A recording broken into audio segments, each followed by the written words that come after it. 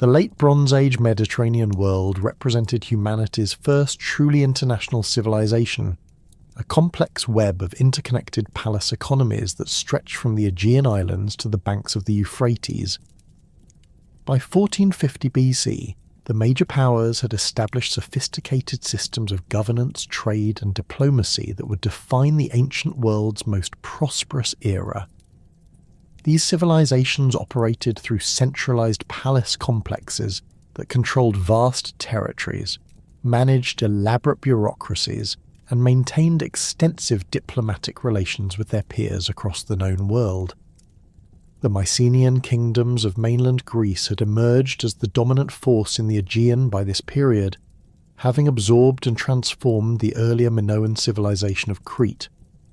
The Mycenaean palaces at Pylos, Tiryns, Mycenae and Knossos operated as administrative centres controlling surrounding territories through a complex hierarchy of officials. The Warnax, or king, sat at the apex of this system, supported by the Lauogetas and a network of basileis who governed individual settlements. These palace economies managed everything from land tenure and livestock herds to craft production and religious ceremonies, creating detailed records in Linear B script that provide unprecedented insight into Bronze Age administration.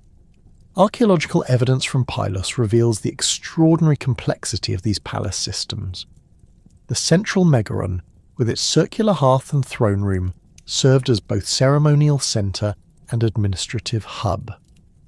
Surrounding this core were extensive storage areas containing massive pithoi filled with olive oil, wine and grain, while workshops housed specialised craftsmen producing textiles, metalwork and pottery. The palace controlled approximately 100,000 hectares of territory, managing over 400 settlements and maintaining detailed records of livestock herds numbering in the thousands of sheep, cattle and pigs.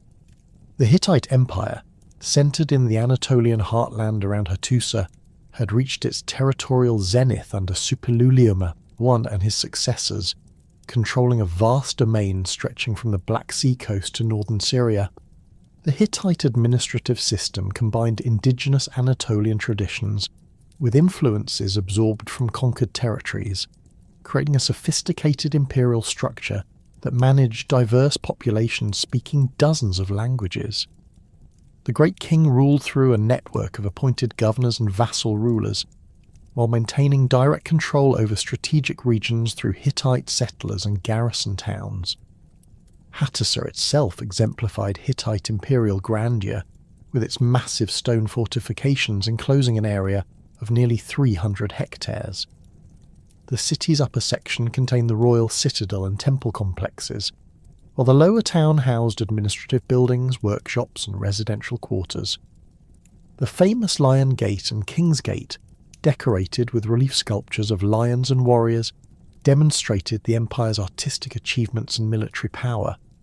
Within the citadel, the royal archives contained thousands of cuneiform tablets, recording treaties, legal codes, religious texts, and administrative documents that illuminate the empire's sophisticated governmental apparatus. New Kingdom Egypt had reached unprecedented heights of power and prosperity under the 18th and early 19th dynasties.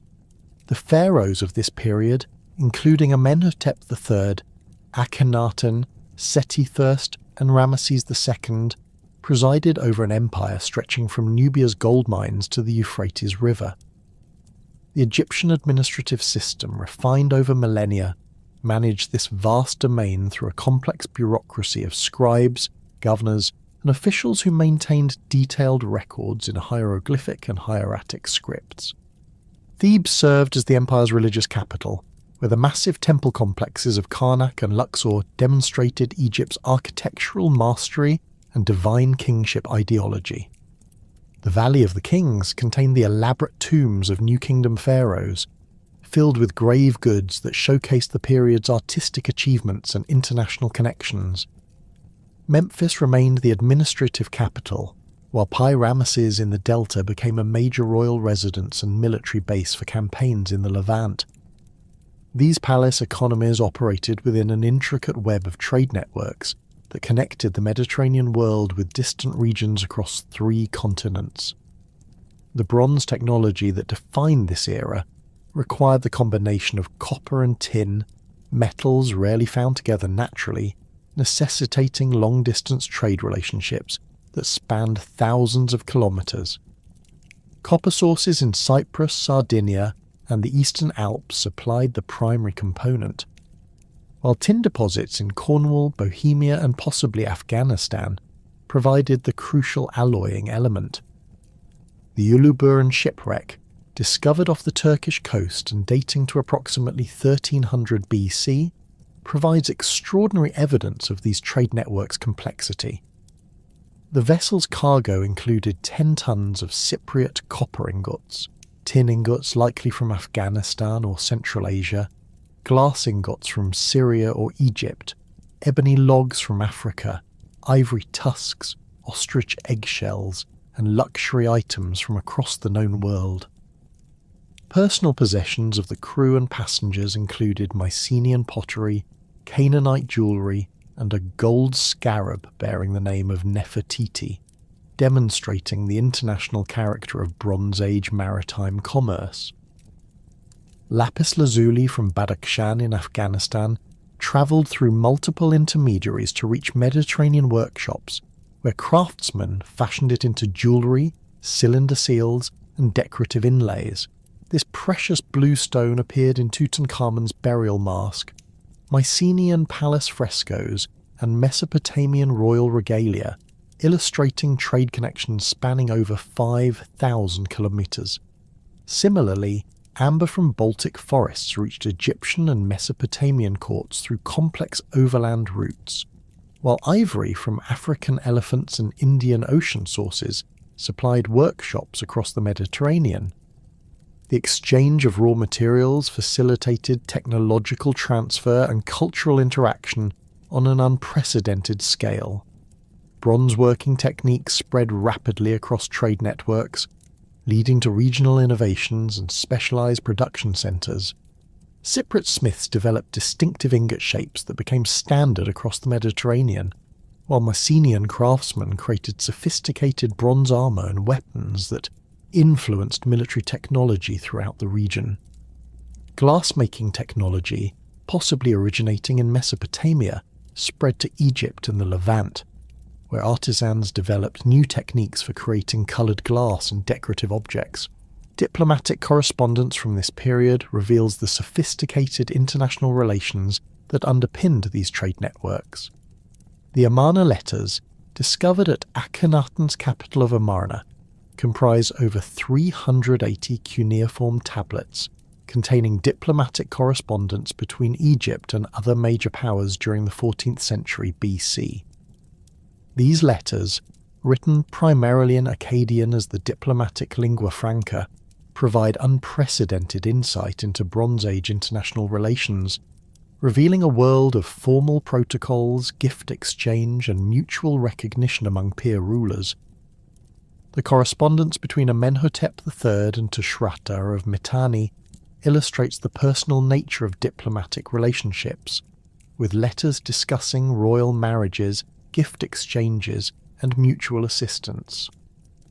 Tushratta's letters mention sending gold, lapis lazuli, and other precious materials to Egypt, while requesting Egyptian gold in return. The Babylonian king Kadashman-Enlil I complained to Amenhotep III about the quality of gold received, demanding pure metal rather than alloys, demonstrating the detailed nature of these diplomatic exchanges.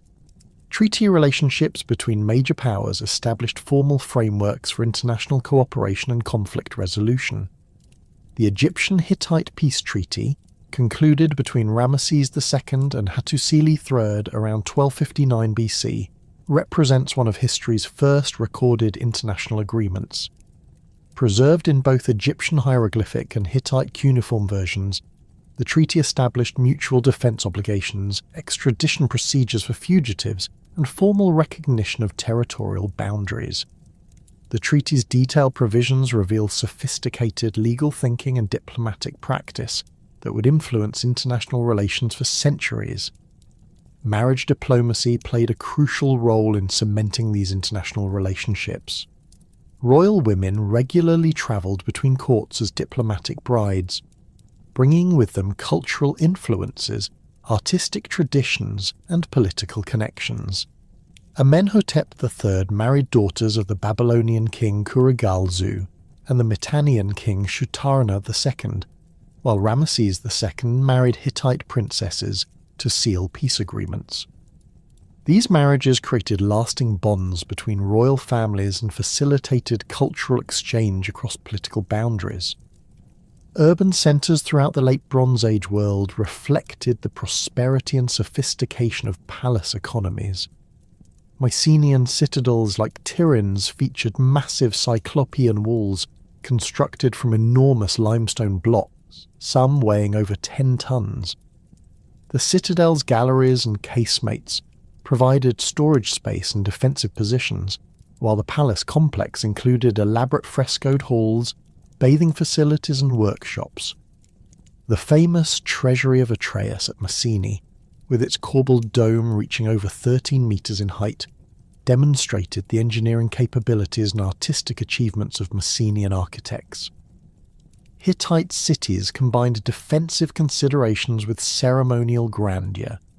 Hattusa's fortifications included sophisticated gate complexes with multiple chambers, sally ports and defensive towers. The city's rock sanctuary of Yazilikaya featured carved reliefs depicting the Hittite pantheon, while the Great Temple covered over 160 metres in length and contained numerous storage rooms filled with cult vessels and ceremonial objects. Regional centres like Carchemish and Aleppo maintained similar architectural programs, adapting Hittite imperial styles to local traditions. Egyptian cities reflected the kingdom's unique geographic and cultural characteristics. Thebes' temple complexes represented the pinnacle of New Kingdom architecture, with the hypostyle hall at Karnak containing 134 massive columns arranged in a forest of stone that created dramatic light and shadow effects. The temple's walls bore detailed reliefs depicting royal military campaigns, religious ceremonies, and divine interactions that served both decorative and propagandistic purposes. Memphis maintained its role as administrative capital, with extensive bureaucratic quarters and workshops producing goods for royal and religious use. Administrative systems across these civilizations employed sophisticated writing technologies adapted to local languages and needs. Linear B script used in Mycenaean palaces represented an early form of Greek written in syllabic characters borrowed and modified from Minoan Linear A. Palace scribes used this system to maintain detailed records of land tenure, livestock inventories, craft production, and religious obligations. The Pelus tablets record everything from individual sheep allocated to specific shepherds to complex land tenure arrangements involving religious officials and local communities. Hittite scribes employed cuneiform writing for multiple languages, including Hittite, Akkadian, Sumerian, and various Anatolian dialects. The royal archives at Hattusa contained international correspondence, legal codes, religious texts, and administrative documents that required scribes trained in multiple writing systems and languages. The Hittite legal code, preserved on numerous tablets, reveals sophisticated jurisprudence covering everything from property rights and family law to military service obligations and ritual requirements. Egyptian scribal schools trained administrators in hieroglyphic, hieratic, and demotic scripts, preparing them for careers in temple administration, provincial governance, and military service. The complexity of Egyptian writing, with its combination of logographic and alphabetic elements, required years of training and created a literate elite that formed the backbone of imperial administration. Scribal exercises preserved on ostraca and papyri reveal the educational curriculum that produced these skilled administrators. The sophisticated administrative machinery that had sustained late Bronze Age civilizations for over 2 centuries began showing signs of strain by 1250 BC, as environmental pressures and economic vulnerabilities exposed fundamental weaknesses in palace-controlled systems. Paleoclimatic evidence from across the eastern Mediterranean reveals a dramatic shift toward increased aridity and prolonged drought conditions that would challenge the agricultural foundations upon which these complex societies depended. Ice core data from Greenland and lake sediment cores from Anatolia indicate a significant cooling event around 1250 BC, followed by reduced precipitation levels that persisted for several decades. Tree ring chronologies from Anatolian juniper and oak specimens demonstrate markedly reduced growth rates beginning around 1250 BC, with some regions experiencing growth reductions of up to 40% compared to earlier periods. The Kızılırmak River basin, which supplied water to the Hittite heartland around Hattusa, shows evidence of dramatically reduced flow levels during this period, forcing agricultural communities to abandon marginal lands and concentrate in areas with more reliable water sources. Pollen analysis from lake sediments in central Anatolia reveals a shift from oak and deciduous forest vegetation to drought-resistant shrubland, indicating sustained environmental stress that would have severely impacted agricultural productivity. Similar environmental pressures affected the Mycenaean territories in Greece, where lake-level reconstructions from the Argolid Plain show significant drops in water tables during the late 13th century BC. The Kopais Basin in Boeotia, which had been successfully drained and cultivated by Mycenaean engineers, began experiencing flooding problems as reduced precipitation disrupted the delicate hydraulic systems that maintained agricultural land.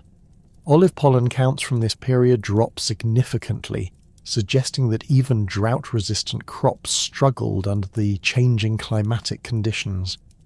The Egyptian Nile flood records, meticulously maintained by temple scribes, reveal increasing irregularity in annual inundations after 1250 BC.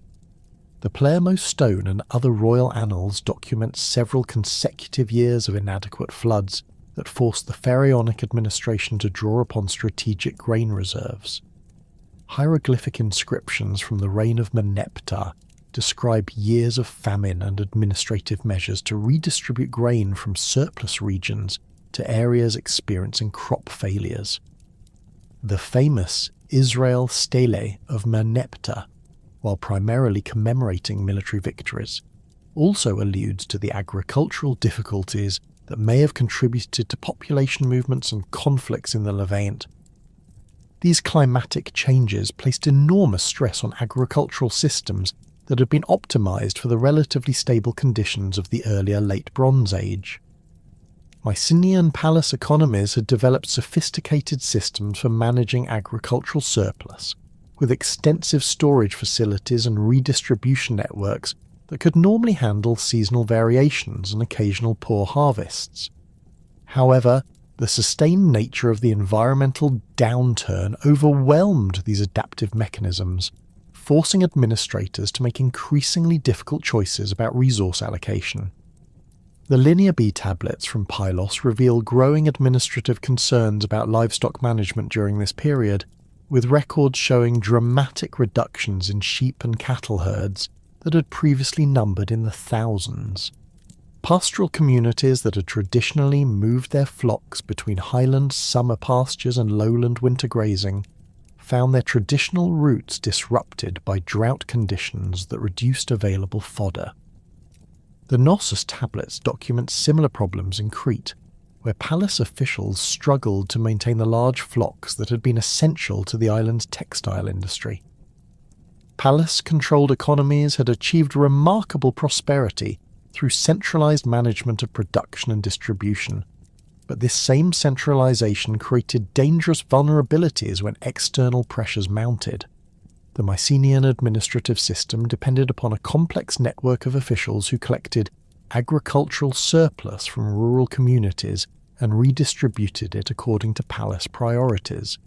This system worked effectively when agricultural production remained stable, but environmental stress exposed the dangers of concentrating economic control in palace bureaucracies that could not quickly adapt to changing conditions. The Hittite Empire faced similar challenges as drought conditions reduced agricultural productivity across its vast territories. Cuneiform tablets from Hattusa document increasing difficulties in maintaining the tribute obligations that vassal states owed to the imperial centre. Syrian provinces that had previously supplied grain, olive oil, and other agricultural products to the Hittite court began requesting assistance rather than providing tribute. The Euphrates Valley, which had served as a crucial agricultural heartland for the empire, experienced reduced river flows that forced the abandonment of irrigation systems and agricultural settlements. International trade networks that had flourished during the late Bronze Age prosperity began experiencing severe disruptions as regional economies struggled with environmental pressures. The complex supply chains that brought tin from distant sources to Mediterranean bronze workshops became increasingly unreliable as political instability and economic difficulties affected intermediate trading partners. Copper production in Cyprus, while less dependent on climatic conditions than agriculture, faced new challenges as reduced agricultural surplus limited the ability of palace economies to purchase raw materials. The Uluburun shipwreck and similar archaeological evidence from this period shows changes in trade patterns that reflect growing economic stress. Cargo compositions become less diverse, with fewer luxury items and more emphasis on essential raw materials like copper and tin.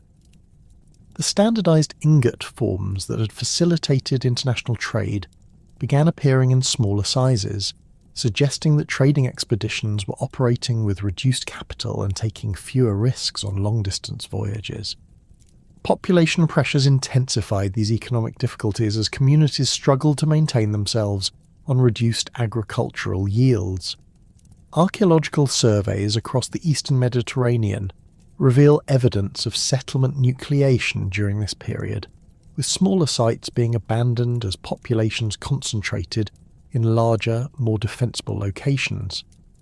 The Argolid Plain in Greece shows a marked reduction in rural settlement sites after 1250 BC, with populations apparently moving to fortified centres like Tiryns and Mycenae that could provide better protection and access to stored resources. Competition for increasingly scarce resources led to widespread militarization as communities sought to protect their remaining assets and potentially acquire additional resources through force. Mycenaean sites from this period show extensive new fortification work, with massive cyclopean walls being extended and strengthened at major centres. Tiryns received particularly elaborate defensive improvements, including the construction of sophisticated galleries and casemates within the citadel walls that could shelter large numbers of people during sieges. The famous Lion Gate at Mycenae was reinforced during this period, with additional defensive works that narrowed the approach and created multiple choke points for attacking forces. Archaeological evidence suggests that these fortifications were not merely symbolic displays of power, but practical responses to real military threats. Arrowheads and other weapons appear more frequently in archaeological contexts from this period, while the remains of hastily constructed defensive walls at smaller sites indicate widespread concern about security. Hittite frontier regions experienced similar militarization as the empire struggled to maintain control over territories that were becoming increasingly difficult to govern effectively. The northern borders facing the Kaska peoples required constant military attention, while Syrian vassals began asserting greater independence as the imperial centre's ability to project power declined. Fortification work at Hattusa itself intensified during this period, with new defensive walls and gate complexes designed to protect the royal citadel against potential threats. Egyptian military activities also intensified during this period, with Ramesses II and his successors mounting increasingly frequent campaigns in the Levant and Nubia. The famous Battle of Kadesh against the Hittites, while ultimately resulting in a peace treaty, demonstrated the growing military competition between major powers as they struggled to maintain access to resources and tribute. Egyptian fortress construction along the Nubian frontier increased significantly, with massive mud brick fortifications designed to protect gold mining operations and trade routes that had become essential to the pharaonic economy. Early signs of systemic stress became apparent in the archaeological record as palace economies began reducing expenditures on non-essential activities. Construction projects that had been hallmarks of late Bronze Age prosperity were scaled back or abandoned entirely. The massive building programs that had characterized earlier reigns gave way to more modest undertakings focused on essential defensive and administrative needs. At Pylos, construction work on the palace's northeastern wing appears to have been halted abruptly, with building materials left in place, as if work had stopped suddenly. Pottery production provides particularly clear evidence of economic stress during this period. The elaborate decorated ceramics that had characterized late Bronze Age artistic achievement gave way to simpler, more utilitarian forms that required less skilled labour and fewer resources to produce. Mycenaean pottery from contexts dating after 1250 BC shows reduced use of expensive pigments and simplified decorative schemes that suggest workshops were operating under economic constraints. The famous Mycenaean stirrup jars, which had served as standardized containers for olive oil export throughout the Mediterranean, begin appearing in smaller sizes and with less elaborate decoration. This change likely reflects both reduced olive oil production due to environmental stress and decreased demand from trading partners who are experiencing their own economic difficulties. Similar trends appear in other ceramic traditions across the Eastern Mediterranean, suggesting widespread economic pressures affecting craft production.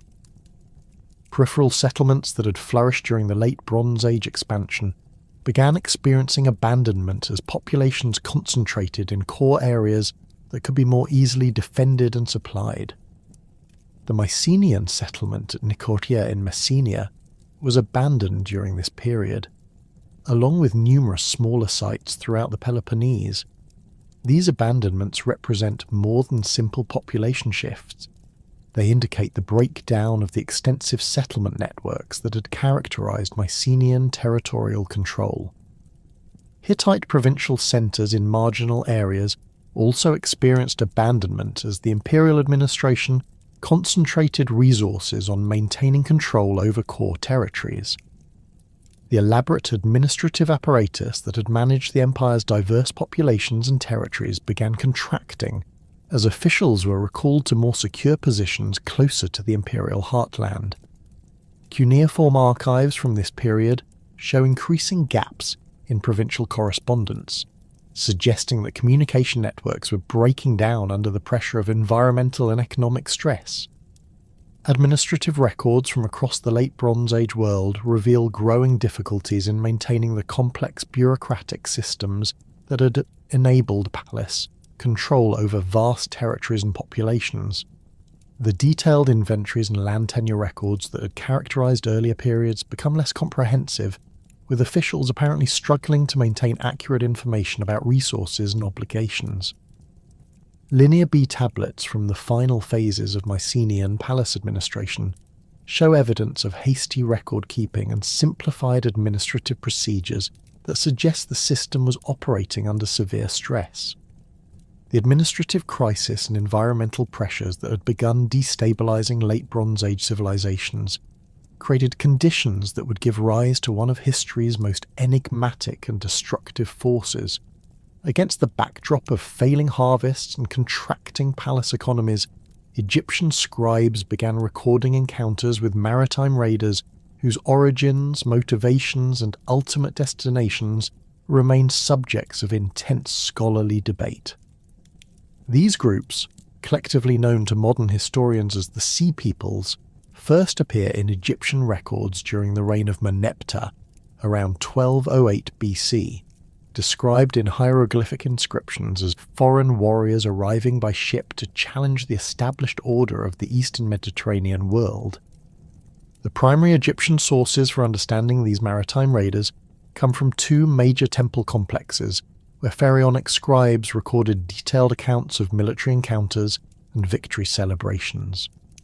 The Karnak temple complex in Thebes preserves extensive hieroglyphic inscriptions from the reigns of Merneptah and Ramesses III that describe battles against various Sea Peoples groups, while the mortuary temple of Ramesses III at Medinet Habu contains the most comprehensive visual and textual documentation of these conflicts. These sources, while invaluable for understanding Egyptian perspectives on the Sea Peoples phenomenon, present significant interpretive challenges due to their propagandistic nature and the conventions of pharaonic military literature. The Karnak inscriptions of Merneptah describe the first major recorded encounter with Sea Peoples groups around 1208 BC, when these maritime raiders joined with Libyan forces in an assault on the western delta. The hieroglyphic texts identify several distinct groups participating in this coalition, including the Ekwesh, Teresh, Luka, Shurden, and Shekelesh. Egyptian scribes recorded these names phonetically, creating transliteration challenges that have generated extensive scholarly debate about the group's actual identities and origins. The Ekwesh have been tentatively identified with the Achaeans of Greek tradition, while the Luka appear to correspond with the Lycians of southwestern Anatolia. The Shurden, who had appeared in Egyptian records as early as the reign of Ramesses II, serving as mercenaries in the pharaonic army, are described in the Merneptah inscriptions as hostile raiders attacking Egyptian territory. This shift from mercenary service to aggressive raiding illustrates the complex and changing relationships between these maritime groups and established Bronze Age powers. The Shekelesh, possibly related to the Sicels of Sicily, are described as skilled seafarers whose ships threatened Egyptian coastal settlements and trade routes. The Medinet Habu reliefs and inscriptions, dating to the reign of Ramesses III around 1175 BC, provide the most detailed documentation of Sea Peoples' activities and Egyptian responses to their raids. The temple's outer walls feature extensive carved reliefs depicting naval battles between Egyptian forces and Sea Peoples fleets, showing distinctive ship designs and warrior equipment that offer crucial insights into these groups' material culture and military organization.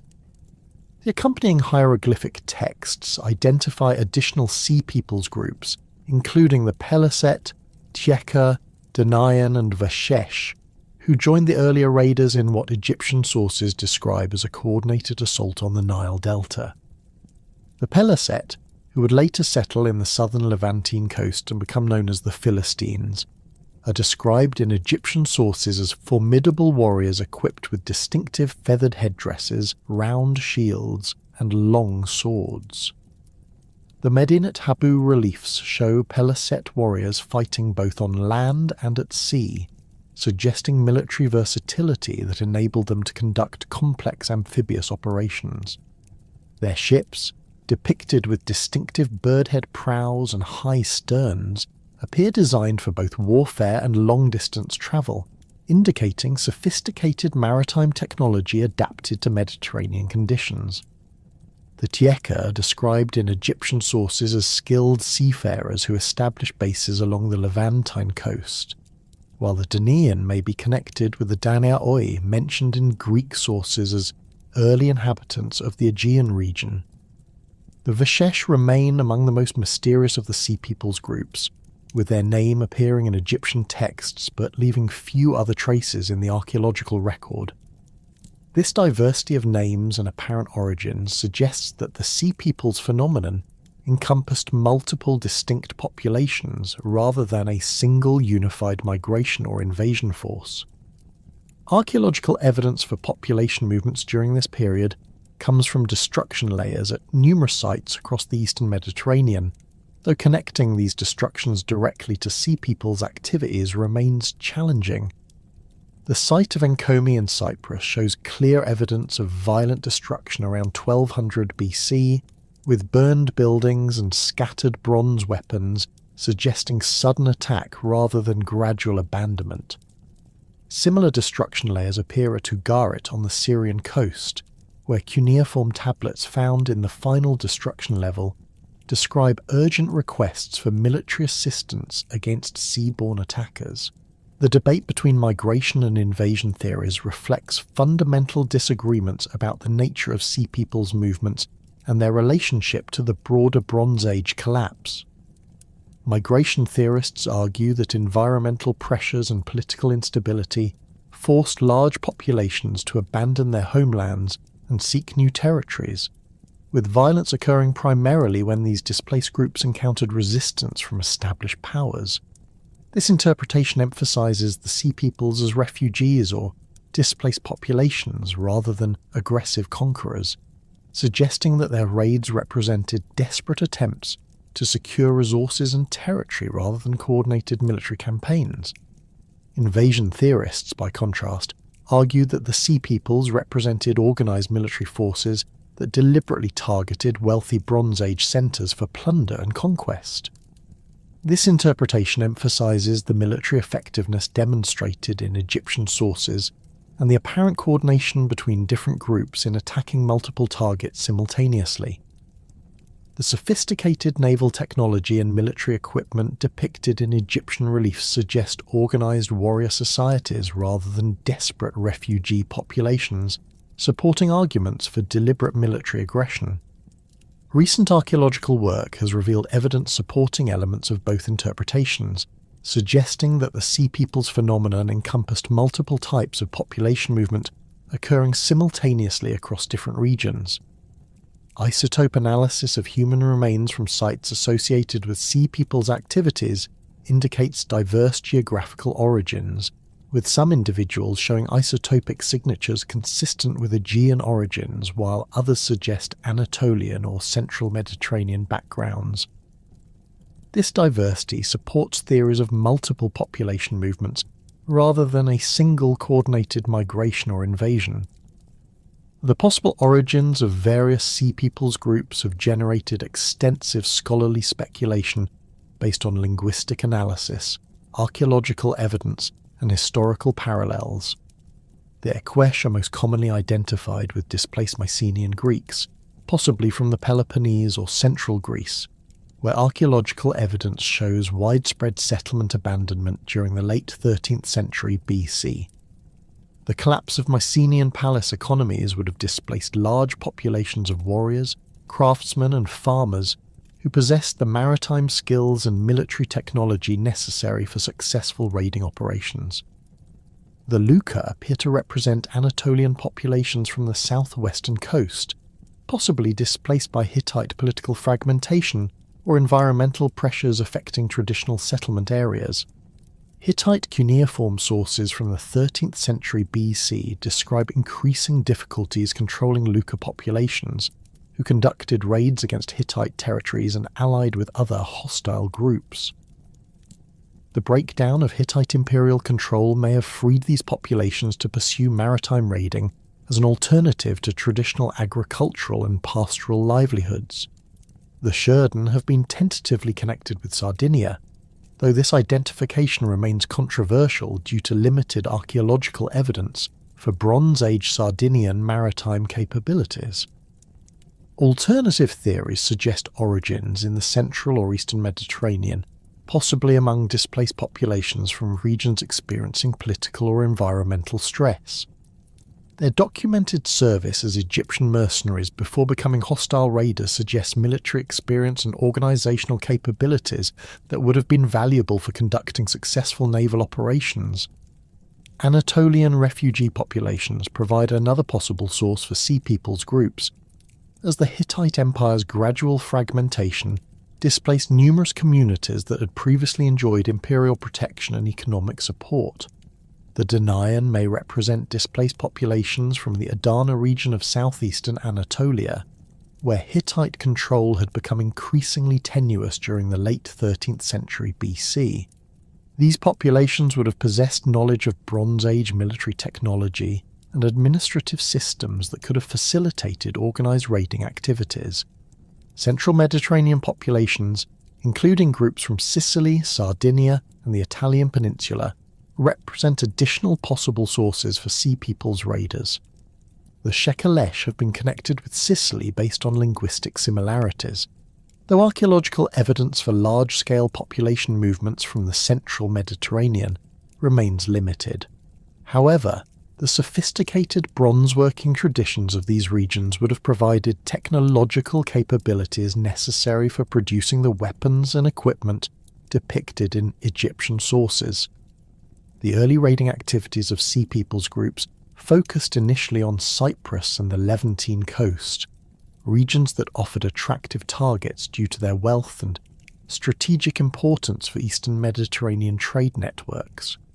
Cyprus had served as a crucial source of copper for Bronze Age civilizations, with sites like Enkomi and Kition functioning as major production and distribution centres for copper ingots that supplied workshops across the Mediterranean. The island's prosperity made it an obvious target for raiders seeking valuable resources, while its island location provided opportunities for surprise attacks and quick withdrawals. Archaeological evidence from Enkomi reveals the violent nature of these early raids, with destruction layers containing scattered bronze weapons, burned storage areas, and evidence of hasty abandonment. The site's copper workshops show signs of deliberate destruction, with furnaces smashed and tools scattered, suggesting that raiders specifically targeted the island's metallurgical capabilities. Similar destruction appears at other Cypriot sites, indicating coordinated attacks rather than isolated raids. The Levantine coast offered equally attractive targets for Sea Peoples raiders, with prosperous port cities like Ugarit serving as crucial nodes in international trade networks. Ugarit's destruction around 1200 BC left behind cuneiform tablets that provide contemporary documentation of the crisis, including urgent correspondence with other rulers requesting military assistance against seaborne attackers. The final tablet found in the city's archives describes ships of enemies approaching the coast, providing dramatic evidence of the city's final moments. The initial encounters between Sea Peoples groups and Egyptian forces under Meneptah occurred when these maritime raiders allied with Libyan tribes in an assault on the western delta around 1208 BC. Egyptian sources describe this as a coordinated attack involving both land and sea forces, with Libyan armies advancing overland while Sea Peoples fleets attacked Egyptian coastal positions. The hieroglyphic accounts emphasize the foreign nature of these attackers, describing their unfamiliar weapons, clothing, and fighting techniques. Meneptah's victory inscriptions at Karnak provide detailed casualty figures and descriptions of captured equipment that offer insights into Sea Peoples' military capabilities. The texts record thousands of enemy dead and captured, along with seized weapons including bronze swords, spears, and shields of foreign manufacture. The emphasis on foreign weapon types suggests that Egyptian scribes recognized technological differences that distinguish Sea Peoples' equipment from familiar regional traditions. The naval aspects of these early encounters reveal sophisticated maritime capabilities among Sea Peoples groups that enabled them to conduct complex amphibious operations. Egyptian relief shows Sea Peoples ships with distinctive design features, including high prows and sterns, suggesting vessels optimized for both warfare and long-distance travel. These ships appear capable of carrying substantial numbers of warriors along with their equipment, indicating organizational capabilities that supported coordinated military operations rather than simple raiding expeditions.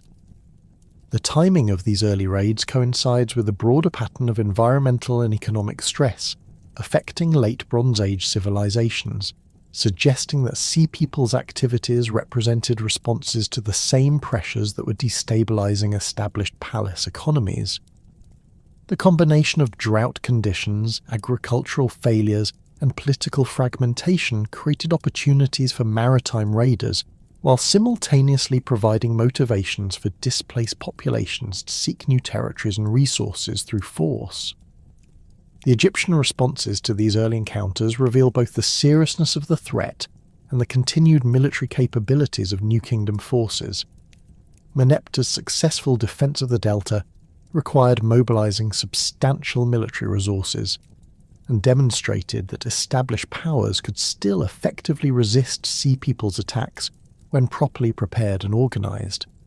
However, the need for such extensive military efforts against relatively small raiding forces foreshadowed the greater challenges that would emerge as Sea People's activities intensified and expanded across the eastern Mediterranean. The weapons and equipment captured from defeated Sea People's forces provide archaeological evidence for the military technology and organisational capabilities of these maritime raiders. Bronze swords of distinctive design, including examples with reinforced tangs and elaborate hilts, suggest sophisticated metallurgical traditions that may indicate origins among established Bronze Age populations rather than peripheral societies. The presence of standardized weapon types across different Sea Peoples groups implies communication and coordination that supported unified military operations despite apparent diversity in origins and identities. The sophisticated administrative apparatus that had enabled the Hittite Empire to control vast territories stretching from the Black Sea to northern Syria began experiencing severe internal dysfunction following the death of Tudhaliya IV around 1237 BC. The succession crisis that erupted immediately after his death exposed fundamental weaknesses in the imperial structure that had been masked by the personal authority and military success of strong rulers. Unlike the well-established succession protocols of Egypt or the decentralized nature of Mycenaean kingdoms, the Hittite Empire depended heavily on the personal relationships between the great king and his network of governors, vassal rulers, and military commanders. The immediate aftermath of Tudhaliya IV's death witnessed competing claims to the throne that fragmented the imperial administration and diverted crucial resources from frontier defence and provincial governance. Anuanda III, the designated heir, faced immediate challenges from rival claimants who questioned both his legitimacy and his capability to maintain imperial unity. Cuneiform tablets from Hattusa reveal urgent correspondence between royal officials attempting to secure loyalty oaths from provincial governors, while simultaneously dealing with military threats on multiple frontiers. The royal archives document hasty appointments of new officials to replace those whose loyalty remained questionable, creating administrative chaos that undermined the empire's ability to respond effectively to external pressures. The succession dispute involved not merely questions of royal legitimacy, but fundamental disagreements about imperial policy and resource allocation. Some factions advocated for aggressive military campaigns to restore imperial prestige and secure tribute from rebellious vassals, while others argued for defensive consolidation to protect the Anatolian heartland from increasing external threats. These policy debates paralysed decision-making processes at crucial moments when rapid responses were essential for maintaining imperial control over distant territories. Provincial governors who had previously maintained loyalty to the imperial centre began asserting greater independence as the succession crisis weakened central authority. The governors of Syrian provinces, who had traditionally served as crucial intermediaries between the Hittite court and Levantine vassal states, found themselves increasingly isolated from imperial support while facing growing pressure from Assyrian expansion and Sea Peoples raids. Cuneiform correspondence from this period shows governors making independent military and diplomatic decisions that would previously have required explicit royal authorization. The civil war that erupted during Anuanda III's brief reign devastated the imperial military establishment and consumed resources that were desperately needed for frontier defence. Hittite military units that had previously been deployed against external enemies were recalled to participate in internal conflicts, leaving border regions vulnerable to attack from traditional enemies like the Kaska peoples and emerging threats from Assyrian expansion. The famous Hittite chariot forces, which had dominated Near Eastern battlefields for centuries, were divided between competing factions and suffered heavy casualties in internecine warfare that provided no strategic benefits for the empire. Archaeological evidence from Hattusa reveals the physical impact of this internal strife on the imperial capital itself. Destruction layers dating to this period show evidence of deliberate burning and vandalism within the royal citadel, suggesting that factional violence reached the heart of the imperial administration. Storage areas that had previously contained vast quantities of grain, olive oil, and other essential supplies were emptied or destroyed, undermining the capital's ability to withstand prolonged sieges or support large military forces. The famous royal archive suffered significant damage during this period, with thousands of cuneiform tablets scattered and broken, representing irreplaceable losses of administrative knowledge and diplomatic correspondence. The Assyrian expansion under Tukulti-Ninurta I posed an unprecedented challenge to Hittite control over eastern territories that had been integral to the empire's strategic and economic foundations. Unlike previous Assyrian rulers who had focused primarily on consolidating control over Mesopotamian territories, Tukulti-Ninurta I pursued an aggressive expansionist policy that directly threatened Hittite interests in northern Syria and southeastern Anatolia. His military campaigns combined traditional Assyrian siege warfare techniques with innovative tactical approaches that proved highly effective against Hittite defensive positions. The Assyrian military machine under Tukulti-Ninurta first represented a formidable challenge to Hittite supremacy in the region, employing iron weapons that provided significant advantages over traditional bronze equipment. Assyrian infantry units equipped with iron-tipped spears and swords could penetrate Hittite bronze armour more effectively, while Assyrian archers using iron arrowheads achieved greater range and penetration than their bronze-equipped opponents. The technological superiority of Assyrian forces was compounded by superior logistics and siege warfare capabilities that enabled sustained campaigns against fortified Hittite positions. The capture of Babylon by Tukulti-Ninurta, first around 1225 BC, demonstrated Assyrian military capabilities and sent shockwaves throughout the Near Eastern diplomatic community. The Babylonian kingdom had maintained complex treaty relationships with the Hittite Empire, and its sudden conquest by Assyrian forces revealed the inadequacy of traditional diplomatic arrangements in the face of aggressive military expansion. Hittite officials recognized that Assyrian success against Babylon foreshadowed similar threats to their own eastern provinces, but internal political chaos prevented effective countermeasures. The Euphrates Valley, which had served as a crucial buffer zone between Hittite and Assyrian spheres of influence, became a contested frontier where both empires struggled for control over strategic crossing points and agricultural resources. Assyrian forces established fortified positions along the eastern bank of the Euphrates, threatening traditional Hittite supply routes and communication lines with Syrian vassals. The loss of secure access to these territories undermined the empire's ability to collect tribute and maintain political control over regions that had been integral to imperial finances.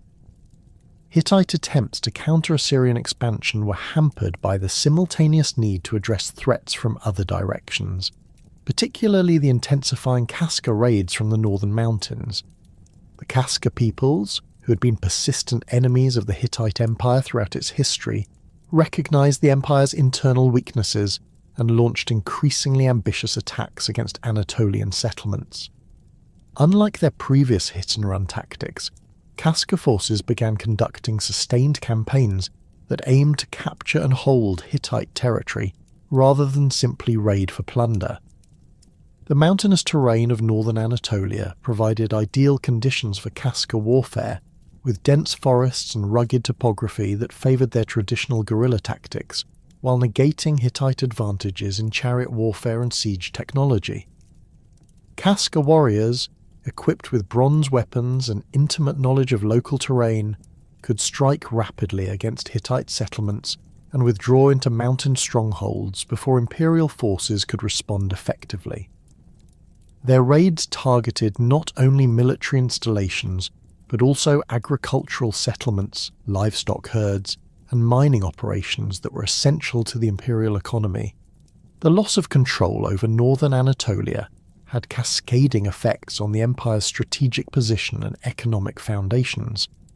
Copper mines in the Pontic Mountains, which had supplied essential raw materials for Hittite bronze production, fell under Casca control or were abandoned due to security concerns. The disruption of mining operations created shortages of copper that affected weapon production and forced the imperial administration to rely increasingly on imports from distant sources like Cyprus, which were themselves becoming unreliable due to sea people's activities. Agricultural settlements in the northern provinces, which had provided grain surplus for the imperial capital and military forces, were systematically destroyed or abandoned as Casca raids made farming impossible in exposed locations.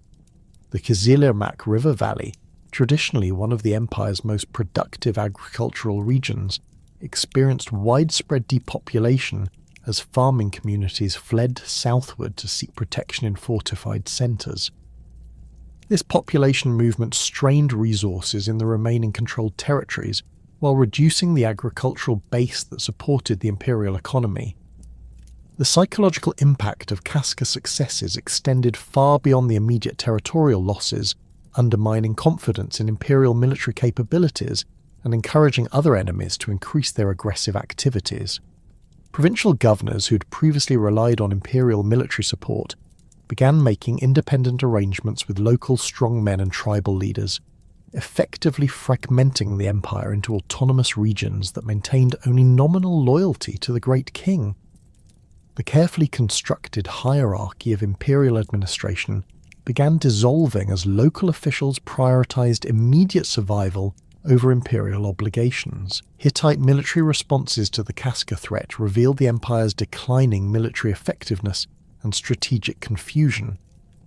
Traditional tactics that had proven successful in earlier periods proved inadequate against enemies who avoided direct confrontation and exploited the empire's overextended defensive commitments.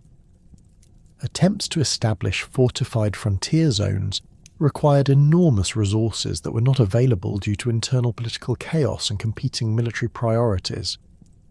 The famous Hittite chariot forces, designed for open battlefield warfare, proved largely useless in the mountainous terrain where Casca forces operated most effectively.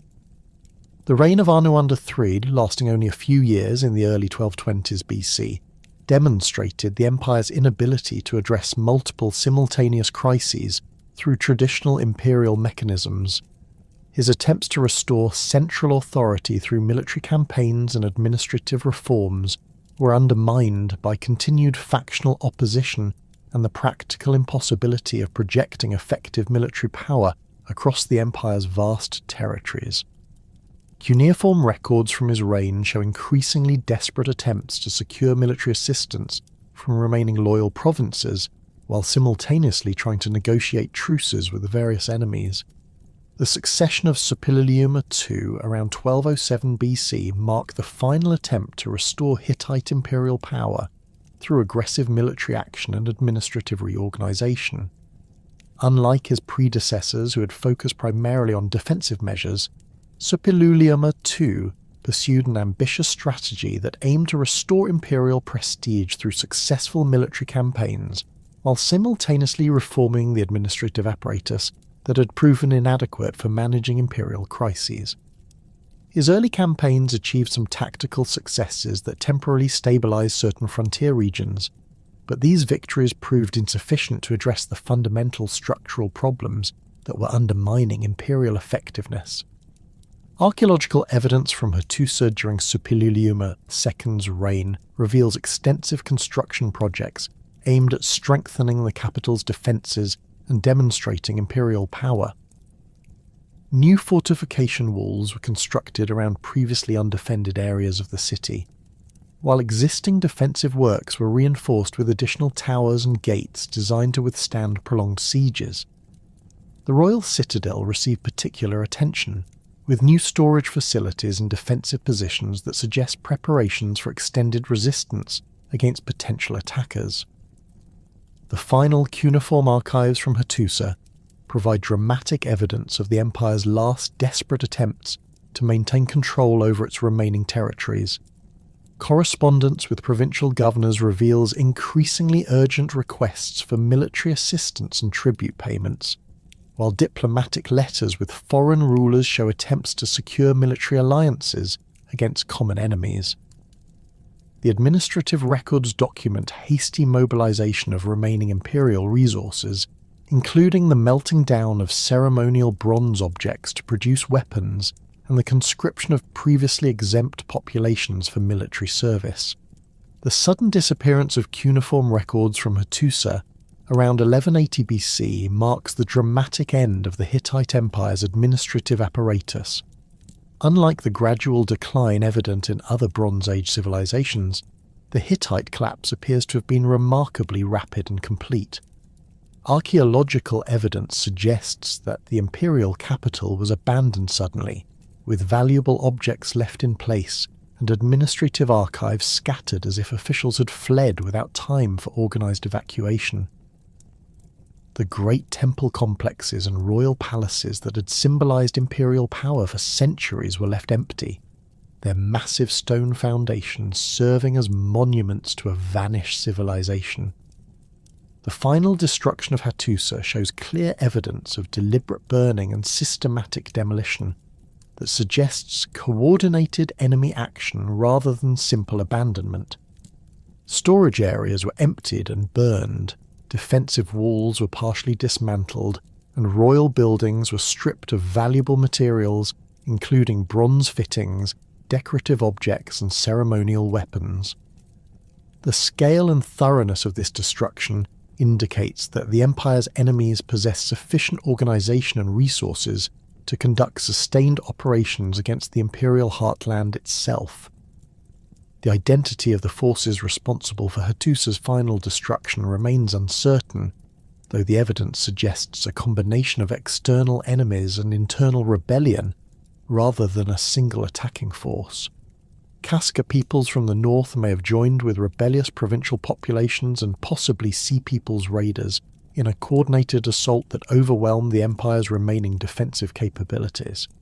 The rapid and complete nature of the collapse suggests that imperial resistance had been so thoroughly undermined by previous crises that organized defense proved impossible when the final assault began.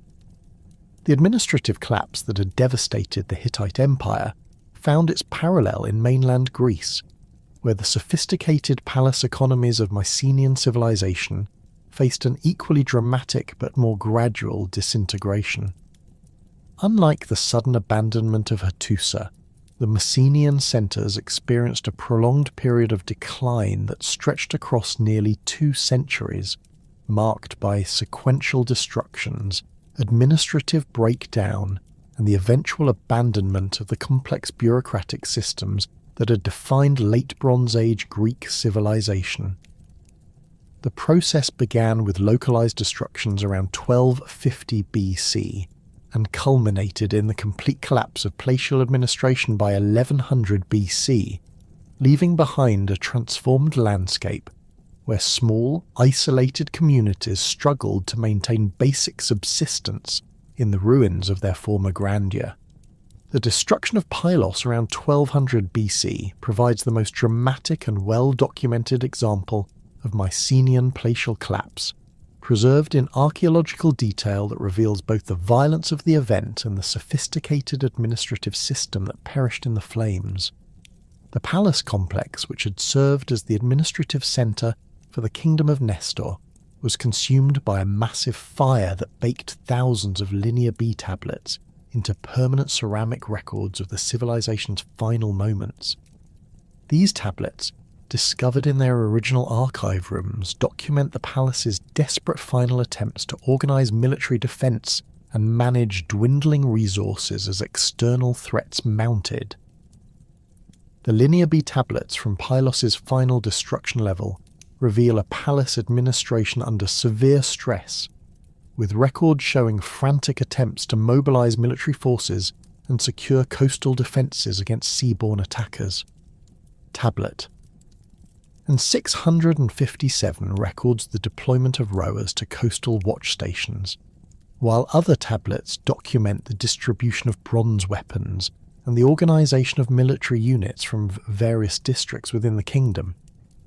The administrative terminology used in these final records differs markedly from earlier periods, with new military titles and emergency procedures that suggest the palace bureaucracy was adapting rapidly to unprecedented threats. Archaeological evidence from the palace destruction shows that the fire burned with sufficient intensity to melt bronze objects and collapse stone walls, indicating either deliberate arson or the use of incendiary weapons by attackers.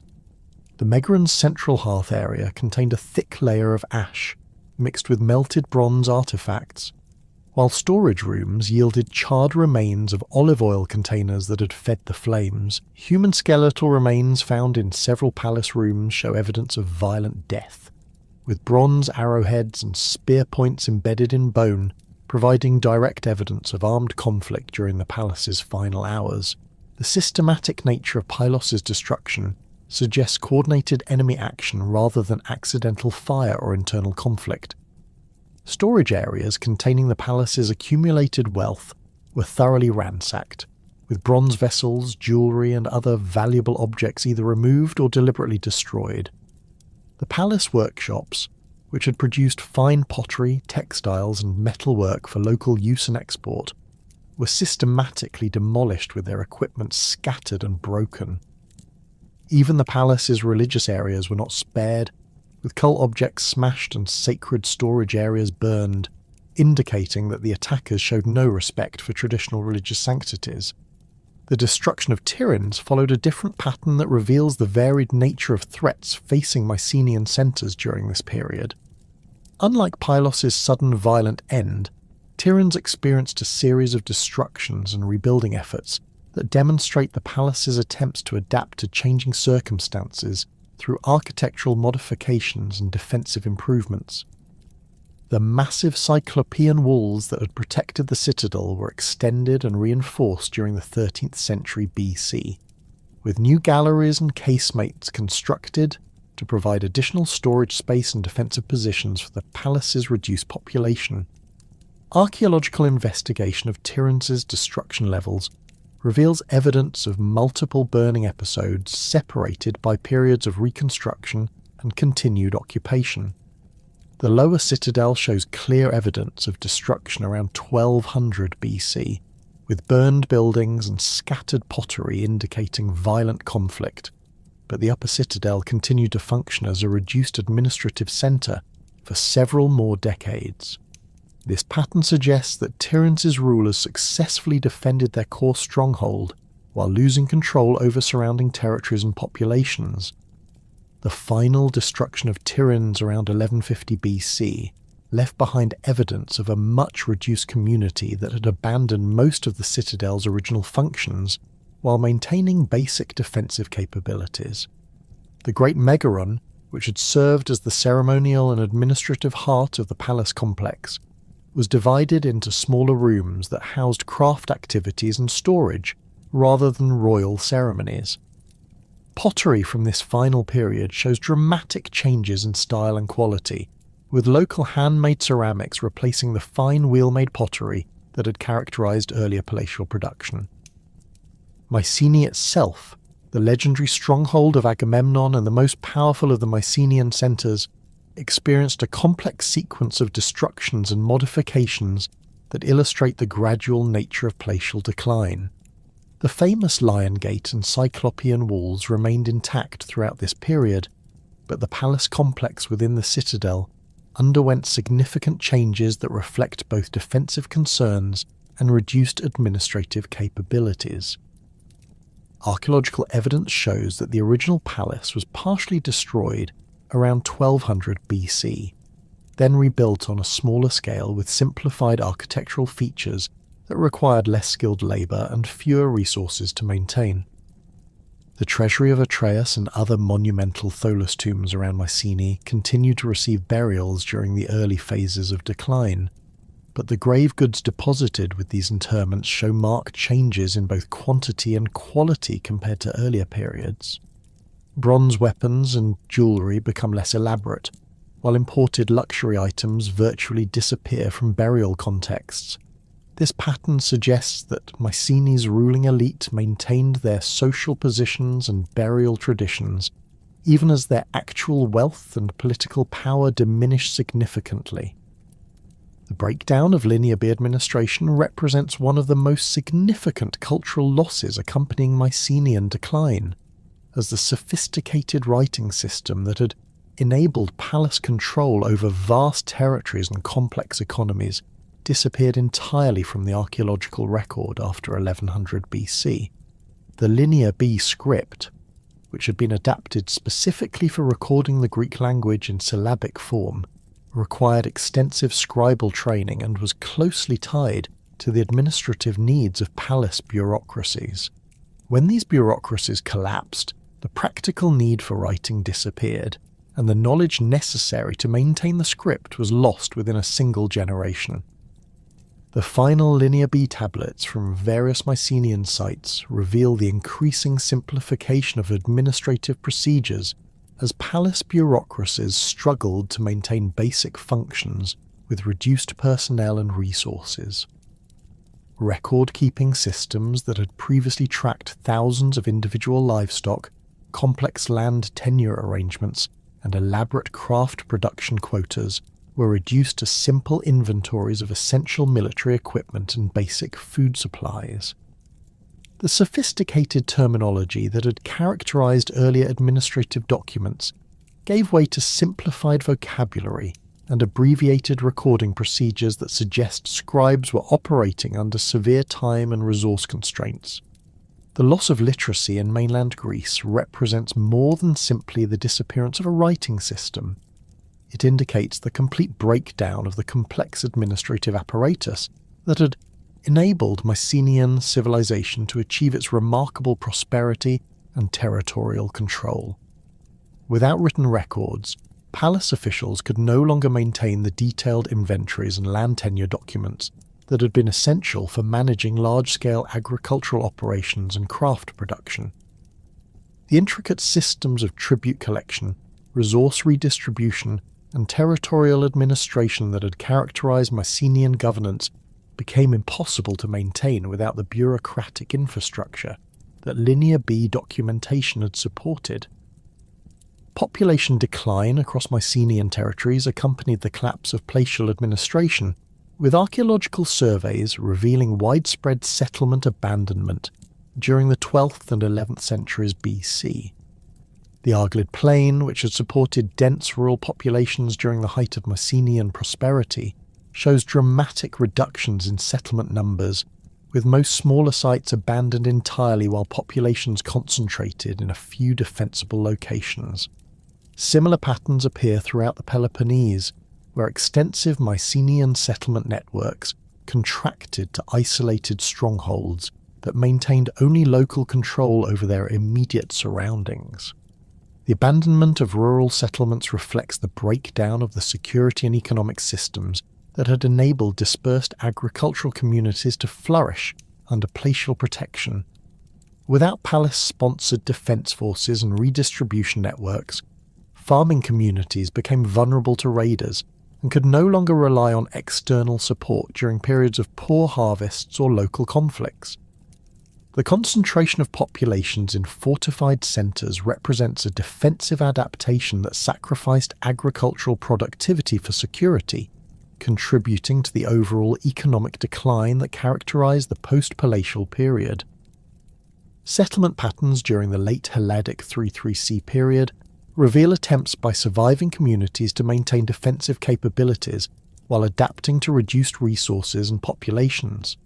Many sites show evidence of hastily constructed defensive walls built from reused stones taken from earlier monumental buildings, indicating that communities were cannibalizing their architectural heritage to create practical fortifications.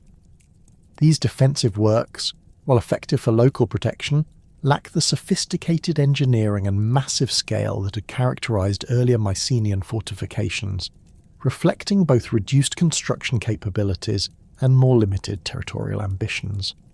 The shift from complex palace economies to subsistence-based agriculture represents one of the most fundamental changes accompanying Mycenaean decline. the sophisticated systems of craft specialization, long-distance trade, and resource redistribution that had characterized palatial administration gave way to local production focused on meeting immediate survival needs. Archaeological evidence shows the virtual disappearance of specialized craft workshops, with pottery production shifting from palace-controlled facilities using potter's wheels to household-based handmade ceramics that served purely utilitarian functions. Agricultural practices also underwent significant simplification during this period, with evidence suggesting that communities abandoned the intensive cultivation techniques and large-scale livestock management that had characterized palatial agriculture. The complex systems of land tenure and agricultural administration, documented in Linear B tablets, were replaced by simpler arrangements that emphasized immediate food production over surplus generation for trade or tribute. Olive oil and wine production, which had been major export industries during the palatial period, declined dramatically as communities focused on growing grain and other staple crops necessary for basic subsistence.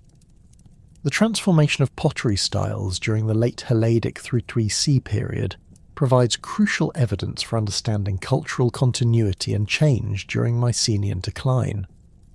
While the collapse of palatial administration eliminated the fine, wheel-made ceramics that had characterized earlier periods, pottery production continued in modified forms that maintained certain traditional decorative elements while adapting to new production methods and functional requirements. The distinctive stirrup jars that had served as standardized containers for olive oil export were replaced by simpler storage vessels, but decorative motifs like spirals, birds, and geometric patterns continued to appear on handmade pottery. Regional variations in late Helladic 3-3C pottery styles suggest that different areas developed distinct cultural traditions as the unifying influence of palatial administration disappeared. The Argolid maintained closer connections to earlier Mycenaean decorative traditions, while areas like Achaea and the Western Peloponnese developed more innovative ceramic styles that incorporated new motifs and shapes. These regional differences reflect the fragmentation of Mycenaean cultural unity and the emergence of localized traditions that would influence later Greek cultural development. Burial practices during the decline period reveal both continuity with earlier traditions and adaptations to changed circumstances. Chamber tombs, which had been the standard burial form for Mycenaean elites, continued to be used in some areas, but the grave goods deposited with burials show dramatic changes in both quantity and character. Bronze weapons and jewellery become much simpler and less elaborate, while imported luxury items virtually disappear from burial contexts. This pattern suggests that social hierarchies persisted even as the material wealth that had supported elite lifestyles diminished significantly. The appearance of new burial forms during late Helladic through 3C, including simple pit graves and cremation burials, indicates cultural changes that may reflect population movements or the adoption of new religious practices. Cremation, which had been rare during the palatial period, becomes more common in some regions, possibly indicating influence from populations originating outside traditional Mycenaean territories. These changes in mortuary practices reflect broader cultural transformations that accompanied the political and economic collapse of palatial civilization. Religious practices also underwent significant modifications during the decline period, with evidence suggesting that the elaborate state cults that had characterized palatial religion were replaced by simpler local traditions. The great temple complexes that had served as centers for palace-sponsored religious activities were abandoned or converted to other uses, while religious observance shifted to smaller shrine areas that served local community needs. Archaeological evidence from sites like Tiryns shows the construction of simple altars and cult areas within domestic contexts, indicating that religious practice became more privatized and less centrally organized. The survival of certain religious symbols and practices despite the collapse of palatial institutions demonstrates the deep cultural roots of Mycenaean religious traditions. Double axes, snake goddesses, and other religious motifs continue to appear in late Helladic through 3C contexts, suggesting that core religious concepts persisted even as their institutional framework disappeared. This religious continuity provided important cultural stability during a period of dramatic political and economic transformation, helping communities maintain cultural identity despite the loss of their traditional political structures. The scattered raids and opportunistic attacks that had characterized the early Sea People's activities transformed dramatically around 1200 BC into coordinated military campaigns that demonstrated unprecedented organizational capabilities and strategic planning. The mortuary temple of Ramesses III at Medinet Habu preserves the most comprehensive visual documentation of these intensified conflicts, with massive stone reliefs covering the temple's outer walls that depict both land and naval battles between Egyptian forces and Sea People's coalitions. These carved scenes, executed by skilled Egyptian artisans under royal supervision, provide extraordinary detail about the weapons, ships, tactics, and appearance of the maritime raiders who threatened the established order of the eastern Mediterranean world. The land battle reliefs at Medinet Habu show Egyptian infantry and chariot forces engaging Sea People's warriors in formal battlefield encounters that contrast sharply with the hit-and-run tactics of earlier raids. The Sea People's fighters depicted in these scenes wear distinctive feathered headdresses, short kilts, and bronze corselets that protected their torsos while allowing freedom of movement. Their round shields, held by central grips, appear designed for close combat rather than the long-range archery exchanges that had characterized much Bronze Age warfare. The relief carvers paid careful attention to depicting the foreigners' weapons, showing long straight swords, bronze-tipped spears, and distinctive helmets with projecting crests that differed markedly from traditional Egyptian military equipment. The Egyptian forces shown in these same reliefs demonstrate the New Kingdom military machine at its organizational peak, with disciplined formations of infantry carrying standardized weapons and equipment. Egyptian archers, positioned behind protective pavises, launch volleys of arrows at advancing Sea People's formations, while chariot squadrons maneuver to attack enemy flanks and rear areas. The pharaoh himself appears in his war chariot, drawing his composite bow while his horses trample fallen enemies, following the conventional artistic program that emphasized royal military prowess and divine protection. The naval battle scenes at Medinet Habu provide even more detailed information about Sea People's maritime capabilities and Egyptian naval responses. The foreign ships depicted in these reliefs feature distinctive design characteristics, including high prows and sterns decorated with bird heads, square-rigged sails, and rowing positions for substantial crews. These vessels appear purpose-built for warfare, with elevated fighting platforms and reinforced construction that could withstand the ramming tactics shown in the relief scenes. The Egyptian ships, by contrast, display the traditional riverine design characteristics adapted for Nile navigation, with lower profiles and different rigging arrangements that reflected their primary function as transport vessels rather than purpose-built warships.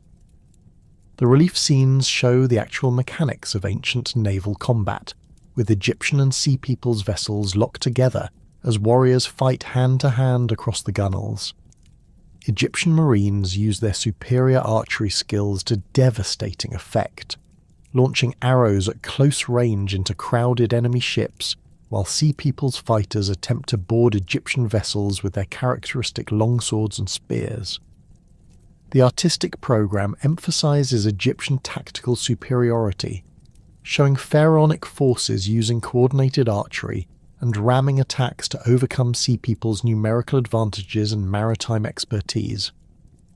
Archaeological evidence from destruction levels across the Levant provides compelling support for the coordinated nature of these attacks, with multiple major sites showing simultaneous destruction around 1200 BC that suggests carefully planned military campaigns rather than opportunistic raiding. Ugarit, the great cosmopolitan port city that had served as a crucial node in international trade networks, suffered complete destruction that left the site permanently abandoned. The final destruction level contained scattered cuneiform tablets that provide contemporary documentation of the crisis, including urgent correspondence with other rulers requesting immediate military assistance against seaborne attackers approaching the coast. The last tablet found in Ugarit's royal archives, discovered exactly where it fell when the palace burned, records a desperate message describing enemy ships visible on the horizon and requesting immediate reinforcement from allied cities. The tablet's abrupt ending suggests that the scribe was forced to abandon his work as attackers entered the palace complex, providing dramatic evidence of the speed and violence of the city's final destruction. Other tablets from the same context document hasty attempts to organize coastal defenses and evacuate valuable archives, revealing a community that recognized the mortal danger but lacked sufficient time or resources to mount effective resistance. The archaeological remains of Ugarit's destruction show systematic demolition that extended far beyond simple military conquest to include deliberate destruction of the city's economic and cultural infrastructure. The palace complex was thoroughly burned, with storage areas containing thousands of cuneiform tablets reduced to ash and scattered fragments. The city's harbour installations were systematically destroyed, with stone quays broken up and harbour facilities filled with rubble that made future use impossible. Even residential areas received similar treatment, with houses burned and their contents scattered in patterns that suggest deliberate vandalism rather than simple looting. Alalak, located in the Amuk plain of southeastern Anatolia, experienced destruction that followed remarkably similar patterns to Ugarit, despite the site's geographical separation and different political affiliations. The final destruction level at Alalak contains evidence of massive fires that consumed the palace complex and surrounding administrative buildings, while scattered weapons and human skeletal remains indicate violent resistance to attacking forces. The systematic nature of the destruction, with storage areas emptied and administrative buildings deliberately burned, suggests that the attackers possessed detailed knowledge of the site's layout and strategic importance. The timing of destructions at Ugarit, Alalak, and other Levantine sites provides crucial evidence for the coordinated nature of these attacks. Radiocarbon dating and ceramic chronology indicate that these destructions occurred within a narrow time frame around 1200 BC, suggesting synchronized military operations rather than sequential attacks spread over several years. This temporal clustering implies sophisticated planning and communication capabilities among attacking forces that enabled them to coordinate simultaneous assaults across hundreds of kilometers of territory. Tel Twaini, the harbour town that served Ugarit's maritime commerce, shows destruction patterns identical to the main city, with burned buildings and scattered artefacts indicating sudden, violent attack. The site's strategic location controlling access to Ugarit's inland territories made it a logical target for seaborne raiders, but the thoroughness of its destruction suggests that attackers understood its economic importance and deliberately eliminated its capacity to support future recovery. Similar destruction appears at other coastal sites throughout the Levant, indicating systematic targeting of maritime infrastructure that supported international trade networks. The role of new military technologies in these coordinated attacks remains a subject of intense scholarly debate, though the archaeological evidence clearly demonstrates that iron weapons had not yet achieved widespread adoption during this crucial period. Bronze remained the dominant material for weapons and tools throughout the Eastern Mediterranean, with iron technology still in its early developmental stages and limited to small-scale production of specialized items. However, innovations in bronze working techniques and tactical applications may have provided attacking forces with significant advantages over defenders who relied on traditional military equipment and methods.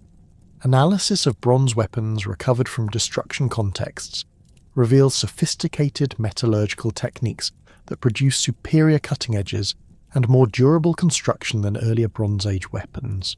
Swords found at destroyed sites show evidence of advanced forging methods, including differential hardening and composite construction that created blades with hard cutting edges and flexible cores. These technological improvements would have provided significant advantages in close combat, enabling attackers to penetrate traditional bronze armor and shields more effectively than earlier weapon designs.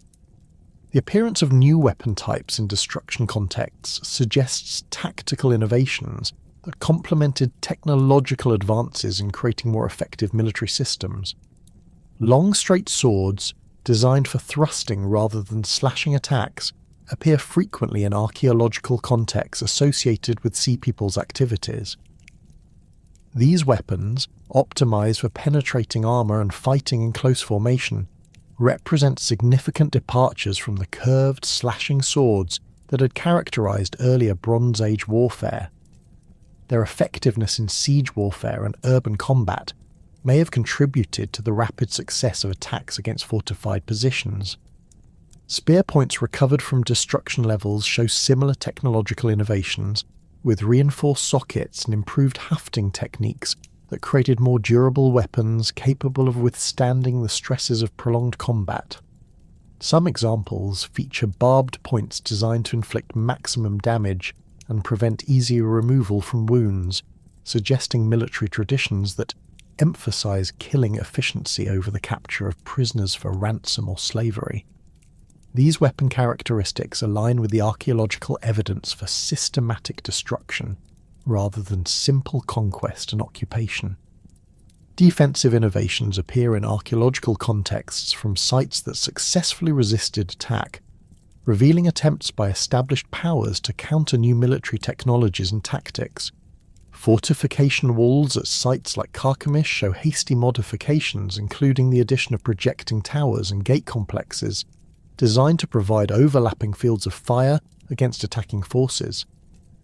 These architectural changes suggest that defenders recognized the inadequacy of traditional fortifications against new siege techniques and attempted to adapt their defensive systems accordingly.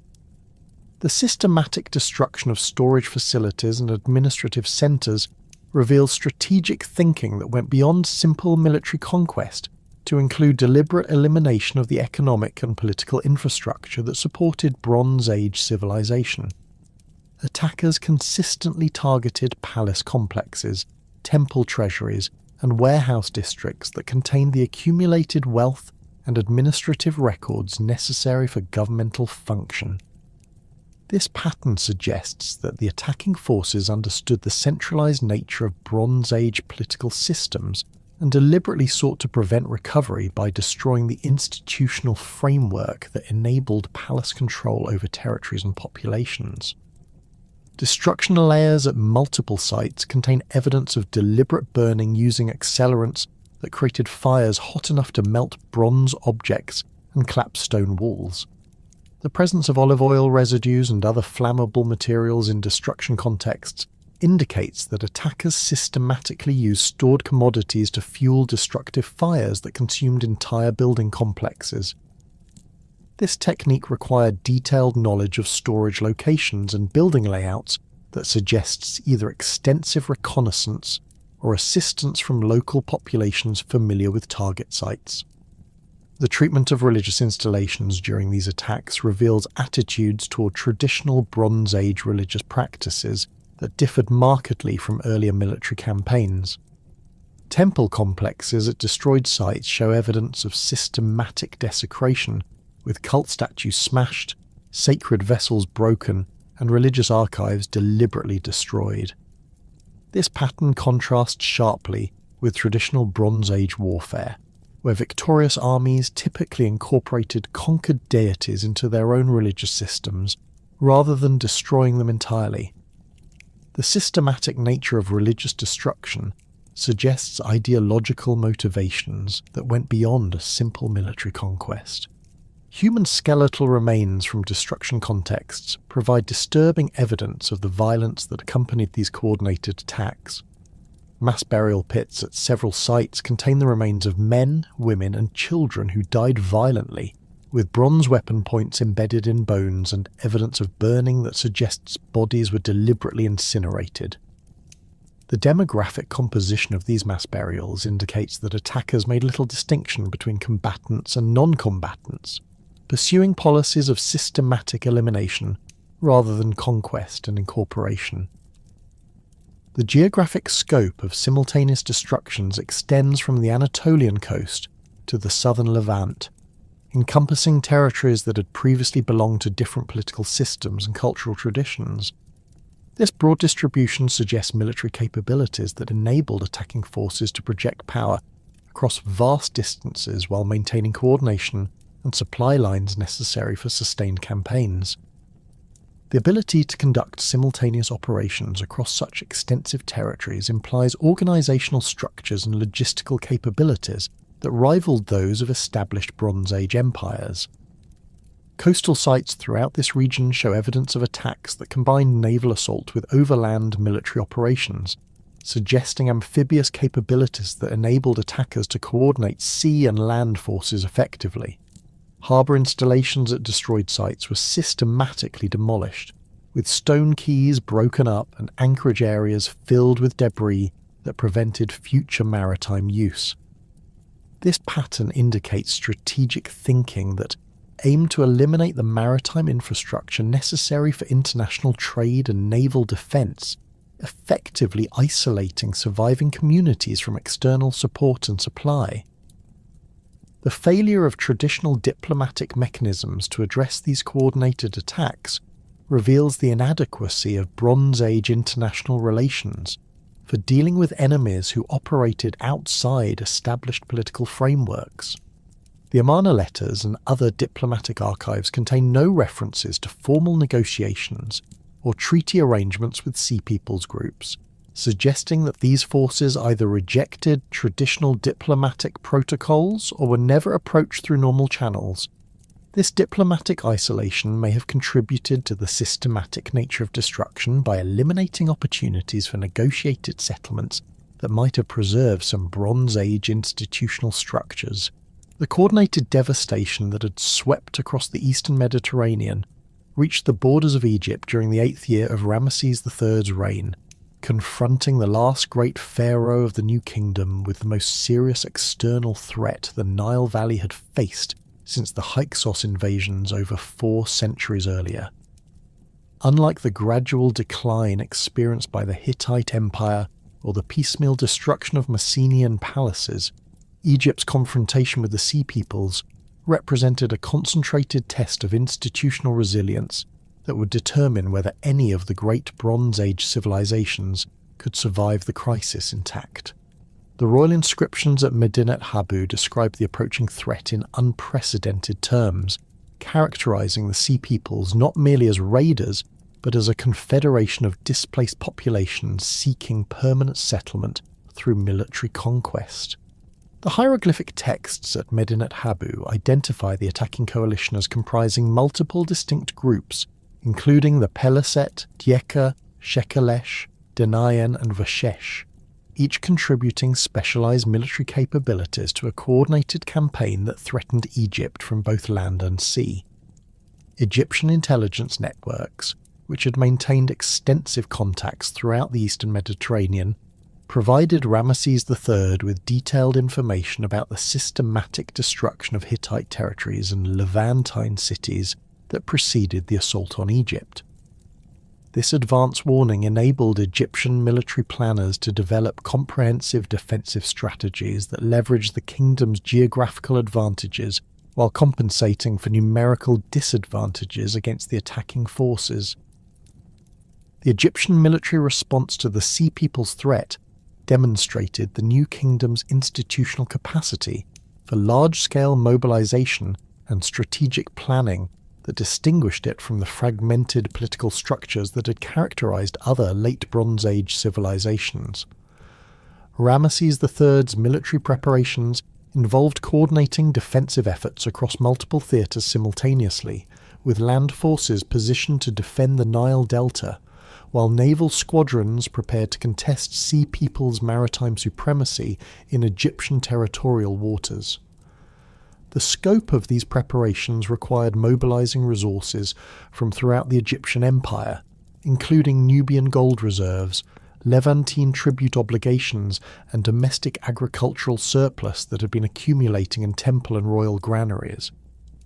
The land campaign against the Sea People's Coalition unfolded across the eastern Delta region, where Egyptian forces engaged enemy armies that had advanced through the devastated Levantine territories to reach the traditional invasion routes into Egypt. The Medinet Habu reliefs depict these battles as formal engagements between organised military formations, rather than the guerrilla warfare that had characterised much Sea People's activity in other regions. Egyptian chariot squadrons, supported by disciplined infantry formations, armed with composite bows and bronze-tipped spears, faced Sea People's warriors equipped with iron weapons, round shields, and the distinctive feathered headdresses that appear consistently in Egyptian artistic representations. The tactical innovations employed by Egyptian forces during these campaigns reflected lessons learned from intelligence reports about Sea People's military capabilities and the failures of other Bronze Age armies to counter their attacks effectively. Egyptian archers adopted new formations that maximized their rate of fire while providing mutual protection against Sea People's close combat specialists who excelled at penetrating traditional defensive lines. Chariot tactics were modified to emphasize mobility and harassment rather than direct assault, recognizing that Sea People's infantry formations could effectively counter traditional chariot charges through disciplined spearwork and coordinated movement. Egyptian infantry units received enhanced training in close combat techniques designed to counter the superior individual fighting skills that Sea People's warriors had demonstrated in their campaigns against Hittite and Levantine forces. The bronze weapons produced in Egyptian armories during this period showed technological improvements, including reinforced sword tangs, improved spear socket construction, and enhanced armour designs that provided better protection against the iron weapons that some Sea People's groups had begun adopting. These technological adaptations demonstrate Egyptian metallurgical capabilities and the kingdom's ability to respond quickly to new military challenges. The naval confrontation in the Nile Delta represented the most innovative aspect of Egyptian defensive strategy, as Ramesses III's admirals developed new tactics specifically designed to counter Sea People's maritime advantages in Egyptian territorial waters. The Medinet Habu naval battle scenes depict Egyptian ships using the confined waters of the Delta channels to negate Sea People's advantages in open water maneuvering while exploiting Egyptian superiority in archery and coordinated tactical movement. Egyptian naval vessels, traditionally designed for river navigation rather than maritime warfare, were modified with reinforced construction and elevated fighting platforms that enabled effective combat against the larger Sea People's warships. The Egyptian naval tactical system relied heavily on coordinated archery volleys delivered from multiple vessels simultaneously, creating concentrated firepower that could overwhelm individual Sea People's ships despite their superior construction and larger crews. Egyptian archers, trained in the composite bow techniques that had made pharaonic armies dominant throughout the Near East, maintained significant advantages in range and accuracy over Sea People's warriors who relied primarily on close combat weapons.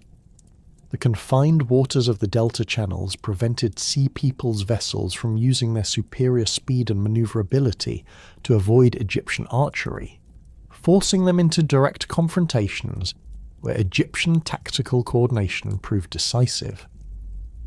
The innovative use of shore-based artillery during the naval engagement demonstrated Egyptian engineering capabilities and strategic thinking that adapted traditional siege warfare techniques to naval combat situations. Egyptian engineers positioned large composite bows and torsion engines along the Delta shoreline, creating overlapping fields of fire that could engage Sea People's vessels attempting to navigate the narrow channels leading to the Nile's main course. These shore-based weapons, operated by specialized crews trained in siege warfare, provided sustained firepower that complemented the mobile archery delivered by Egyptian naval vessels. Egyptian naval commanders also employed innovative ramming tactics that exploited their intimate knowledge of delta water conditions and channel configurations. Egyptian pilots, familiar with seasonal variations in water depth and current patterns, could maneuver their vessels into advantageous positions for ramming attacks while avoiding the underwater obstacles and shifting sandbars that posed hazards to foreign navigators. The Medinet Habu reliefs show Egyptian ships successfully ramming Sea People's vessels, with the foreign ships depicted as sinking or severely damaged, while Egyptian vessels remain intact and operational. The economic strain imposed by these prolonged military campaigns tested Egyptian institutional resilience and revealed both the kingdom's fundamental strengths and emerging vulnerabilities. The costs of maintaining large military forces in the field while simultaneously defending against multiple waves of attacks required unprecedented mobilization of Egyptian economic resources.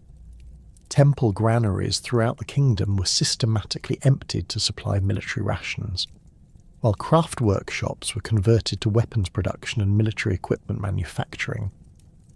The administrative papyri from this period document emergency taxation measures and corvée labour obligations that place severe burdens on Egyptian agricultural communities already stressed by irregular Nile floods and regional economic disruption.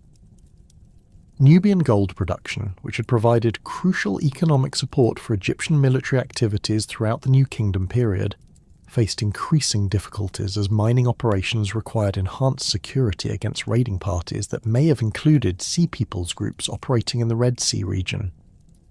The fortified mining settlements at sites like Buhen and Semna received additional garrisons and defensive improvements, but these security measures increased operational costs while reducing the net gold production available for military expenditures.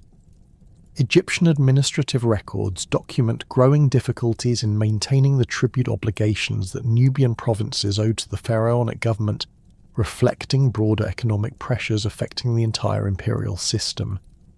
The gradual settlement of some Sea Peoples groups in Egyptian territory represented a fundamental shift in pharaonic policy that acknowledged the impossibility of completely eliminating the foreign threat through military action alone.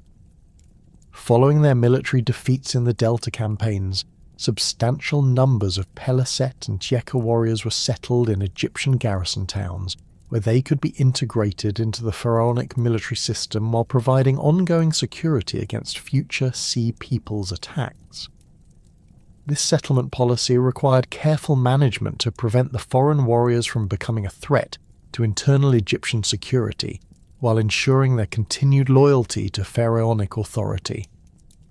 The Peliset settlements in the southern Levant, established under Egyptian oversight following their military defeat, created a buffer zone that protected Egyptian territorial interests while providing the foreign warriors with agricultural land and trading opportunities.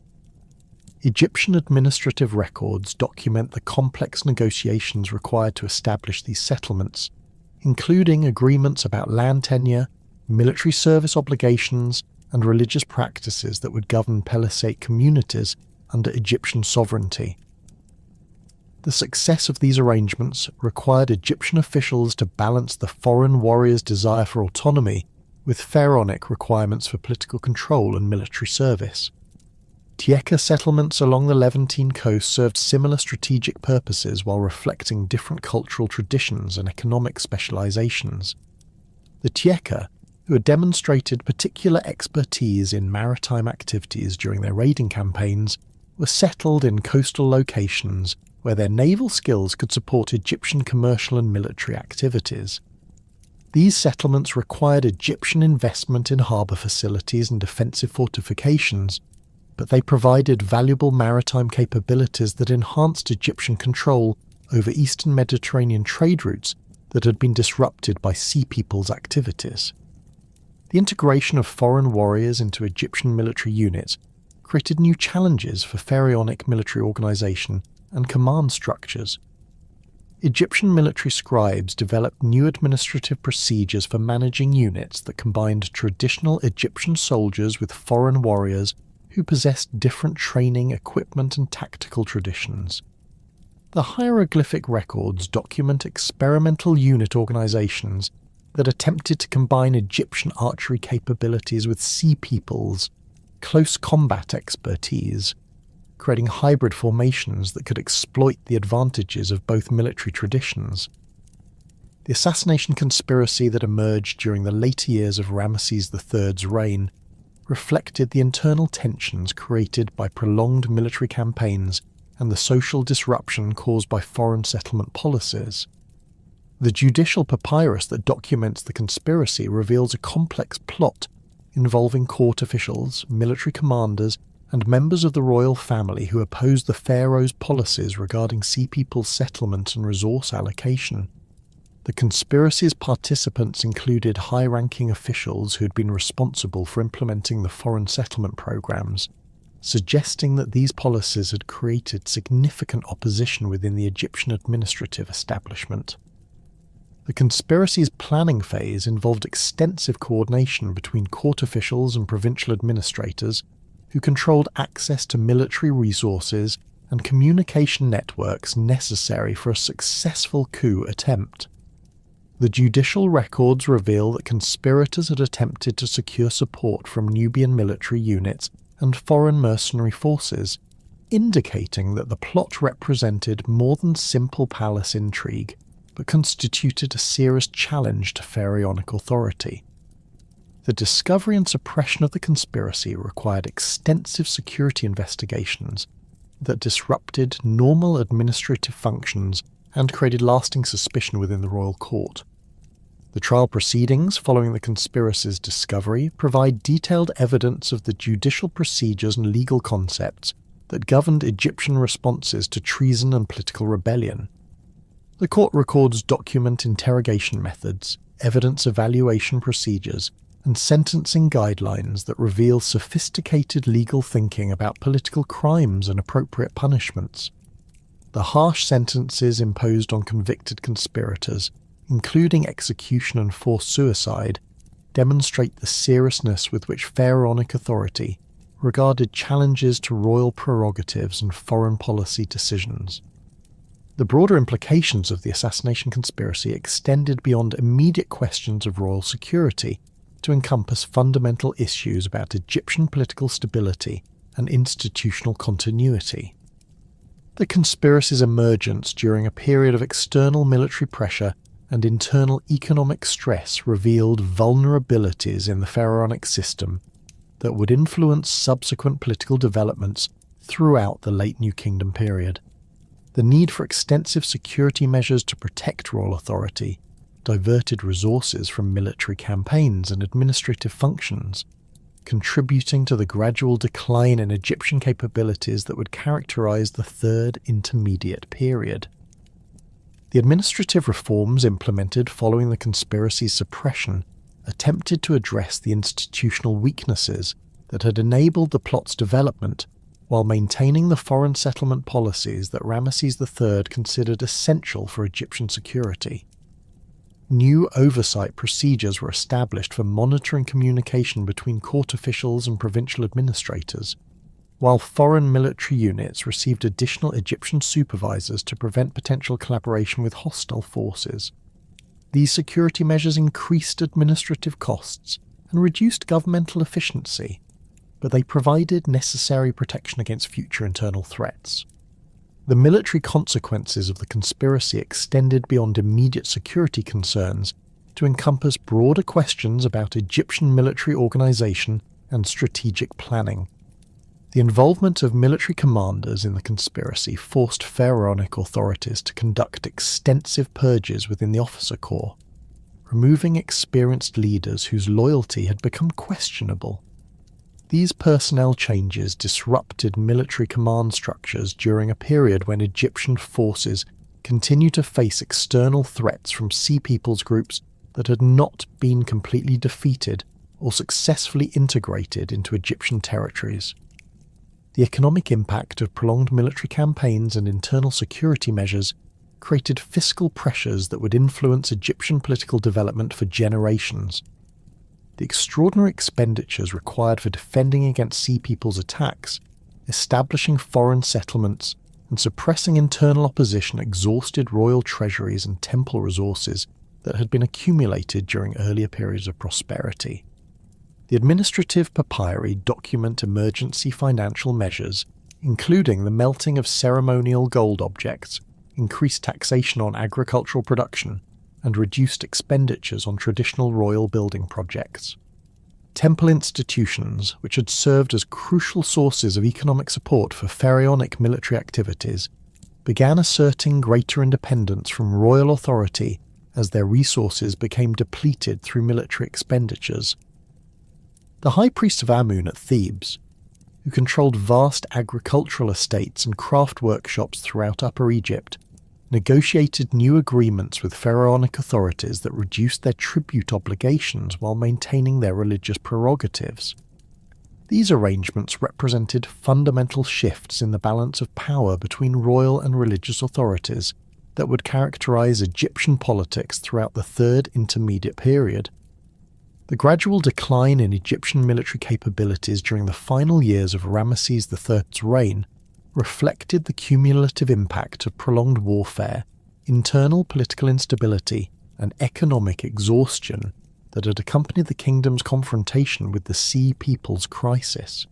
Egyptian military units that had successfully defended the Delta against foreign invasion found themselves increasingly unable to project power beyond Egyptian borders or maintain effective control over distant territories that had previously contributed to pharaonic wealth and security.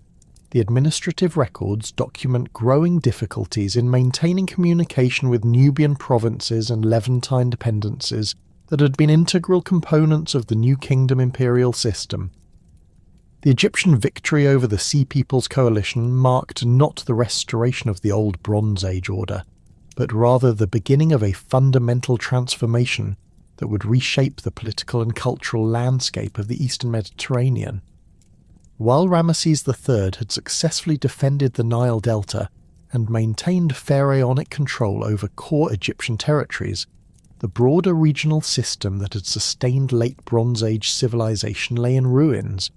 The Hittite Empire had vanished entirely, Mycenaean palaces stood abandoned, and the intricate trade networks that had connected distant regions for centuries had collapsed. In this transformed landscape, new peoples and political formations emerged to fill the power vacuum, creating a radically different world that bore little resemblance to the sophisticated palace economies of the preceding era. The Peliset, whom Egyptian sources identified as one of the most formidable Sea Peoples groups, established themselves along the southern Levantine coast, following their military defeat in the Delta campaigns. Rather than simply disappearing after their unsuccessful assault on Egypt, these warriors and their families settled in a narrow coastal strip stretching from Gaza to Ashdod, creating a series of independent city-states that would dominate this region for centuries. The archaeological evidence from sites like Tel Es-Safi, Ashkelon and Ekron reveals a distinctive material culture that combined elements from their presumed Aegean origins with local Canaanite traditions and Egyptian influences acquired during their confrontation with pharaonic forces. The Philistine city-states that emerged from these settlements developed political structures that differed markedly from both the centralized palace economies that had characterized late Bronze Age civilization and the tribal confederations that dominated the interior regions. Each major settlement functioned as an autonomous political unit ruled by a seronym, a title that appears to derive from the Greek word tyrannos, suggesting leadership structures that may have originated in the Aegean world. These rulers controlled surrounding agricultural territories while maintaining the martial traditions that had enabled their ancestors to challenge the greatest powers of the Bronze Age world. Philistine material culture reveals a sophisticated synthesis of diverse cultural traditions that reflects both their complex origins and their adaptation to Levantine conditions. Their distinctive pottery, characterized by elaborate geometric designs and bird motifs executed in red and black paint on cream-colored backgrounds, demonstrates clear connections to late Helladic 3C ceramic traditions from the Aegean while incorporating local production techniques and decorative elements. The famous Philistine stirrup jars, found throughout their territorial holdings, maintain the basic form of Mycenaean prototypes, while displaying decorative schemes that suggest local artistic development and cultural adaptation. The ironworking technology that appears in Philistine archaeological contexts represents one of the most significant technological innovations of this transitional period. While iron weapons had not been decisive factors in the Sea Peoples' campaigns against Bronze Age civilizations, the Philistines developed sophisticated iron production techniques that gave them significant military advantages over their neighbours, who continued to rely primarily on bronze equipment. Excavations at Philistine sites have revealed ironworking installations, including furnaces, bellows systems, and specialised tools that demonstrate advanced metallurgical knowledge and organised production systems. Philistine religious practices combined elements from multiple traditions in ways that reflect their complex cultural heritage and adaptation to local conditions. Archaeological evidence from Ekron reveals temple complexes that incorporate Aegean architectural features, including hearth altars and columned halls, while also displaying Canaanite religious symbols and Egyptian decorative motifs.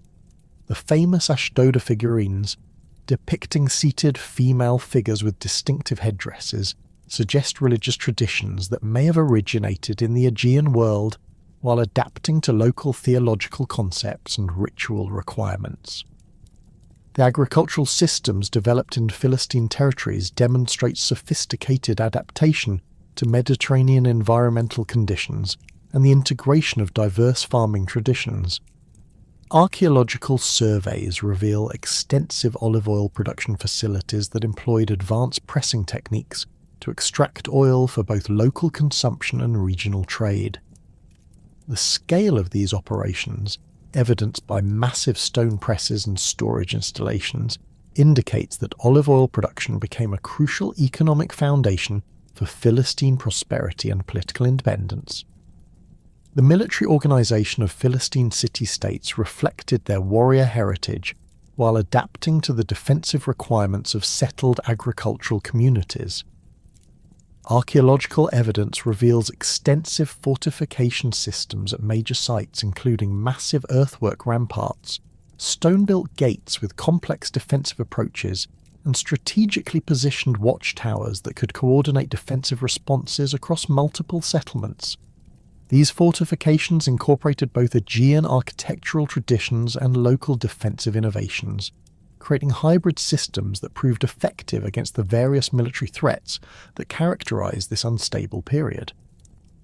Philistine expansion into the interior regions brought them into direct contact with emerging Israelite tribal groups, creating conflicts that would influence regional political development for centuries. The archaeological evidence from sites in the Shephelah region reveals a complex pattern of settlement competition and military confrontation, as these two populations struggled for control over agricultural territories and strategic positions.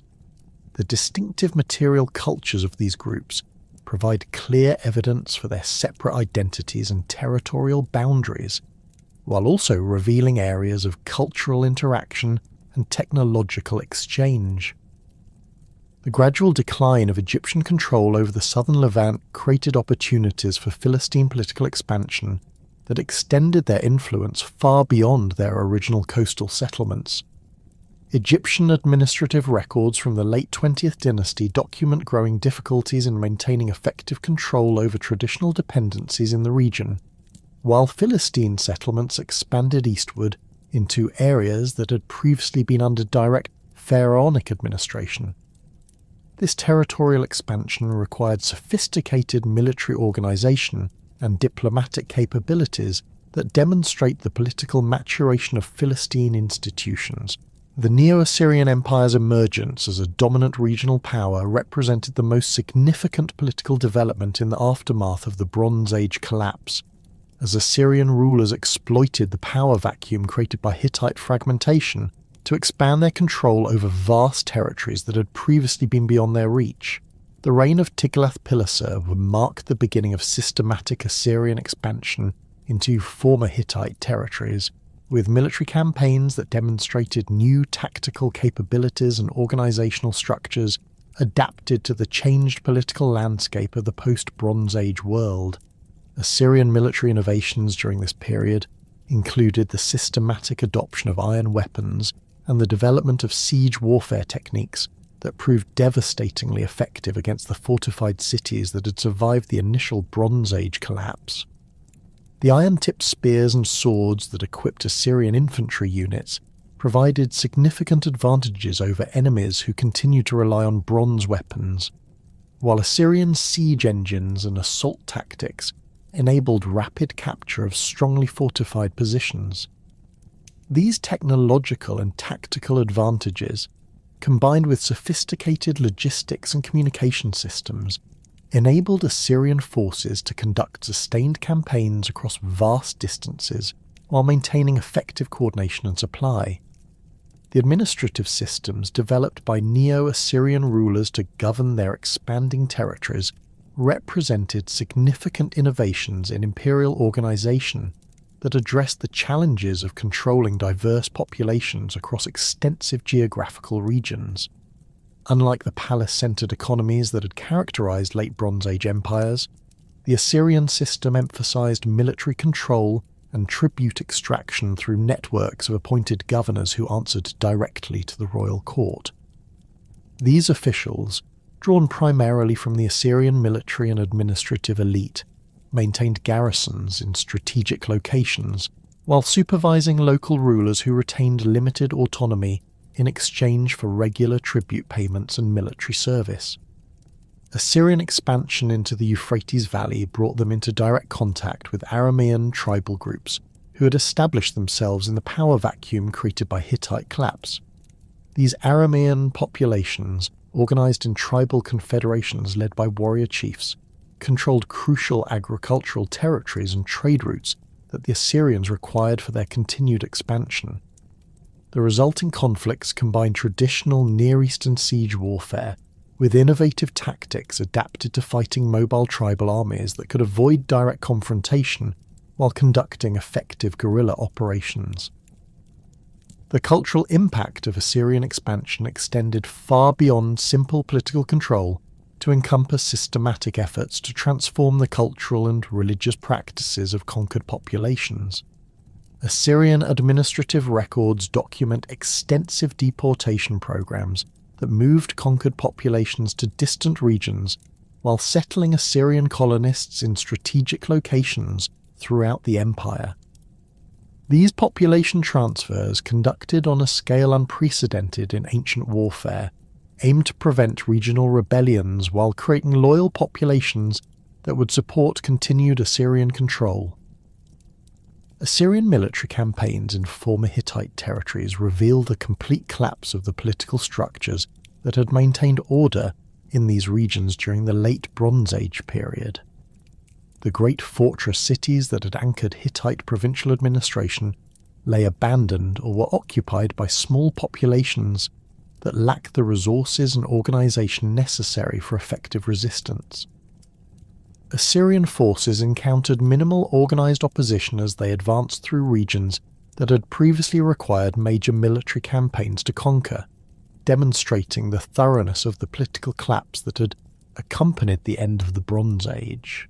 The integration of former Hittite territories into the expanding Assyrian Empire required extensive administrative innovations and cultural adaptations that would influence Near Eastern political development for centuries.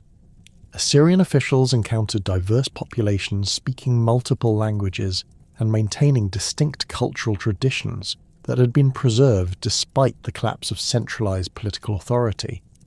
The successful integration of these populations required flexible administrative approaches that balanced Assyrian political control with respect for local traditions and religious practices.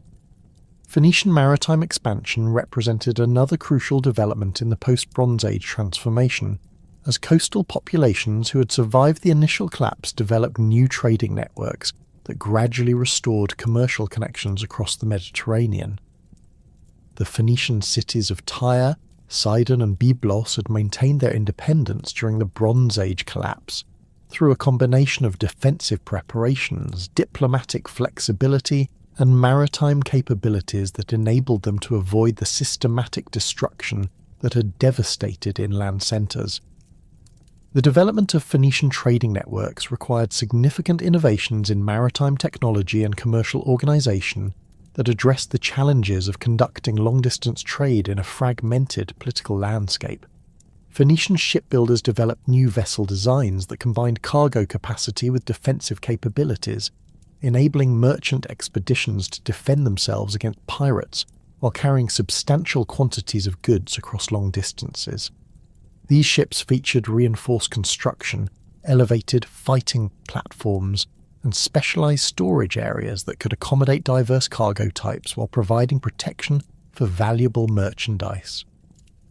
Phoenician commercial expansion into the Western Mediterranean created new trading relationships that gradually replaced the complex international networks that had characterised late Bronze Age commerce. The establishment of trading posts and colonies in Cyprus, Sicily, Sardinia, and eventually the Iberian Peninsula and North Africa created a maritime commercial empire that spanned the entire Mediterranean basin. These settlements served as bases for further expansion, while providing secure harbours and supply stations that enabled Phoenician merchants to conduct increasingly ambitious trading expeditions.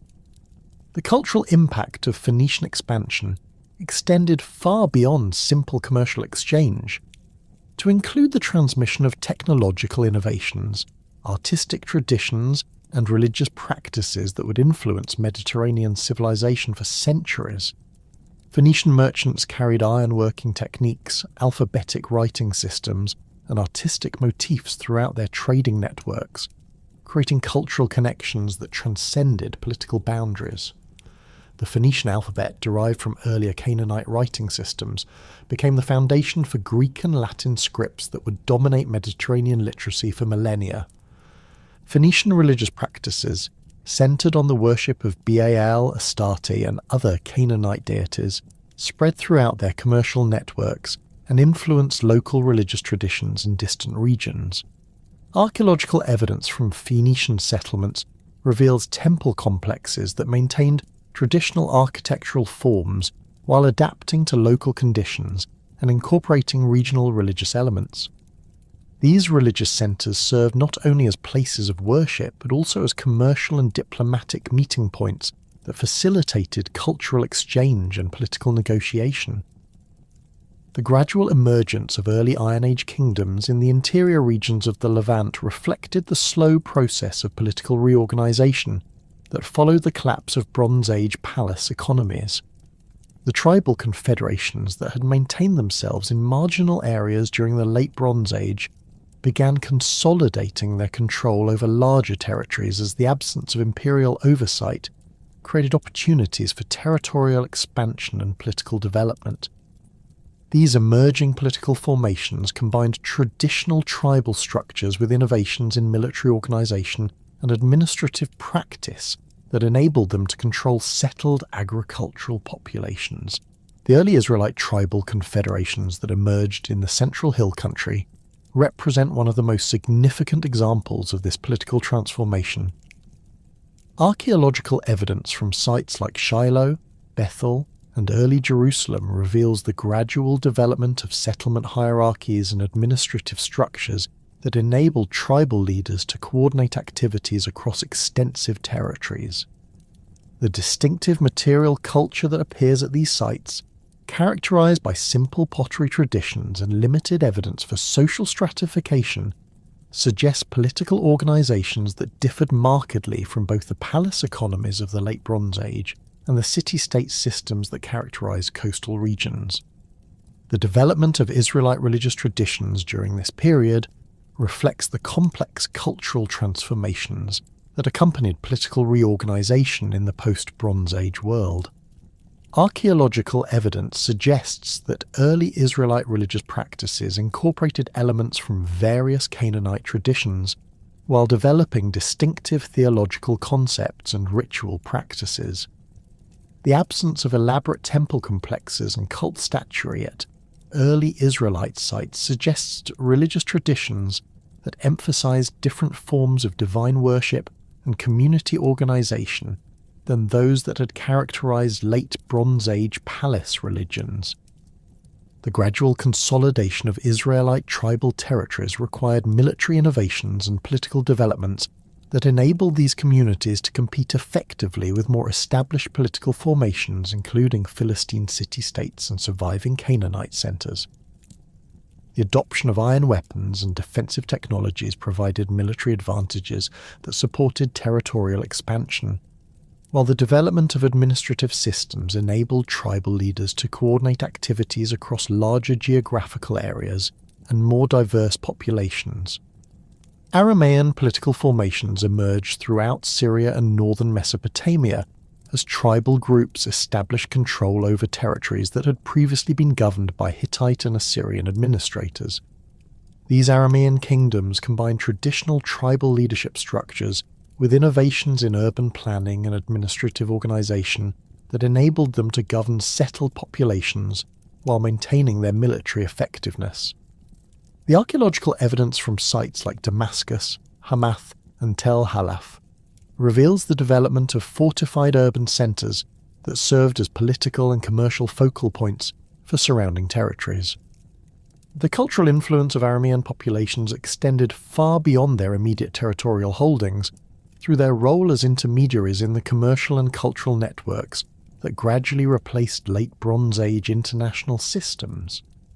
The Aramaic language, which became the lingua franca of the Persian Empire, facilitated communication across diverse populations, while Aramaean merchants established trading connections that linked emerging political formations throughout the Near East. These commercial networks provided crucial economic foundations for political development, while enabling cultural exchange that influenced artistic, religious, and technological traditions across vast geographical regions. The transformation of settlement patterns throughout the Eastern Mediterranean during this period reveals the fundamental changes in social organization and economic systems that accompanied the transition from Bronze Age palace economies to Iron Age political formations. Archaeological surveys demonstrate widespread abandonment of sites that had been integral to late Bronze Age administrative and commercial systems, while new settlements emerged in locations that provided better defensive positions and access to local resources rather than long-distance trade routes. The archaeological evidence accumulated from decades of excavation across Bronze Age sites has generated intense scholarly debate about the fundamental causes underlying the systematic collapse of late Bronze Age civilization. Modern historians and archaeologists have developed competing theoretical frameworks that attempt to explain how sophisticated palace economies controlling vast territories and populations could disappear so rapidly and completely around 1200 BC. These interpretative approaches reflect not only different assessments of the available evidence, but also broader philosophical disagreements about the relative importance of environmental factors, human agency, and systemic vulnerabilities in driving historical change. Environmental determinism emerged as one of the most influential explanatory frameworks during the late 20th century, as paleoclimatic research revealed dramatic environmental changes that coincided precisely with the Bronze Age collapse. Proponents of this approach argue that sustained drought conditions and climatic instability created cascading effects that undermined the agricultural foundations upon which late Bronze Age civilizations depended. The paleoclimatic evidence supporting this interpretation includes ice core data from Greenland showing significant cooling events around 1250 BC, lake sediment cores from Anatolia revealing reduced precipitation levels, and tree ring chronologies demonstrating markedly decreased growth rates across the eastern Mediterranean region. The environmental determinist interpretation emphasizes the vulnerability of Bronze Age agricultural systems to climatic variation, particularly in marginal areas where farming communities had expanded during earlier periods of favourable weather conditions.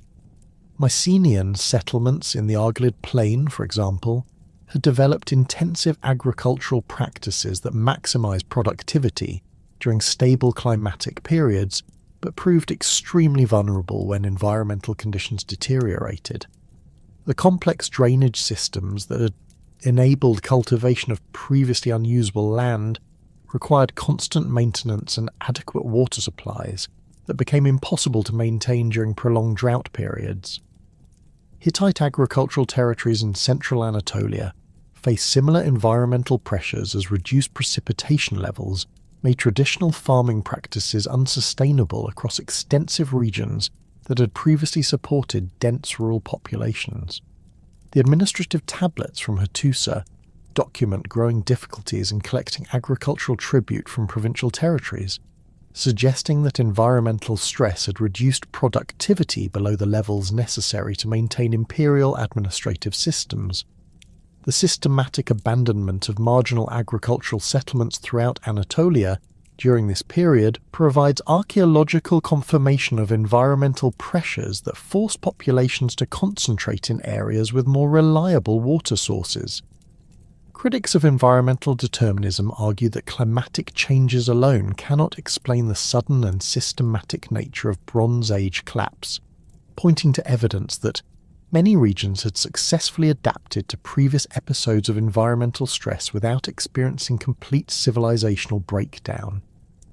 The Egyptian kingdom, which faced similar drought conditions and irregular Nile floods during this period, managed to maintain a political continuity and administrative control despite significant economic pressures.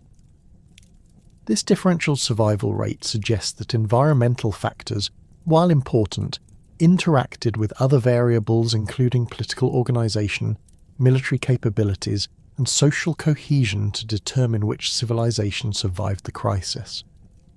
The environmental determinist framework also struggles to explain the systematic destruction evident at many Bronze Age sites, where archaeological evidence clearly indicates deliberate burning and vandalism rather than simple abandonment due to environmental pressures.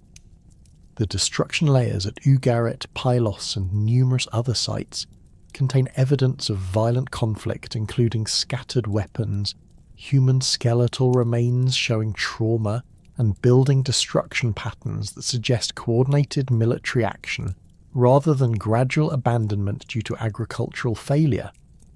Systems collapse theory offers a more sophisticated analytical framework that examines the internal vulnerabilities of Bronze Age political and economic systems that made them susceptible to disruption from multiple sources.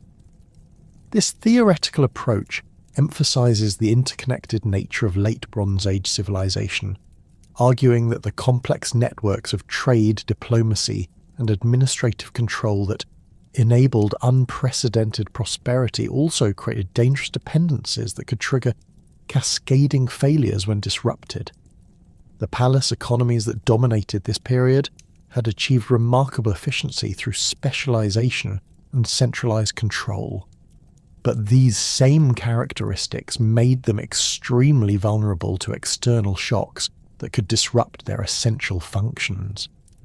The interconnectedness of Bronze Age trade networks created particular vulnerabilities as regional disruptions could affect economic systems across vast geographical distances. The tin trade routes that supplied essential raw materials for bronze production stretched from Afghanistan to Cornwall, requiring stable political conditions and secure transportation across multiple political boundaries.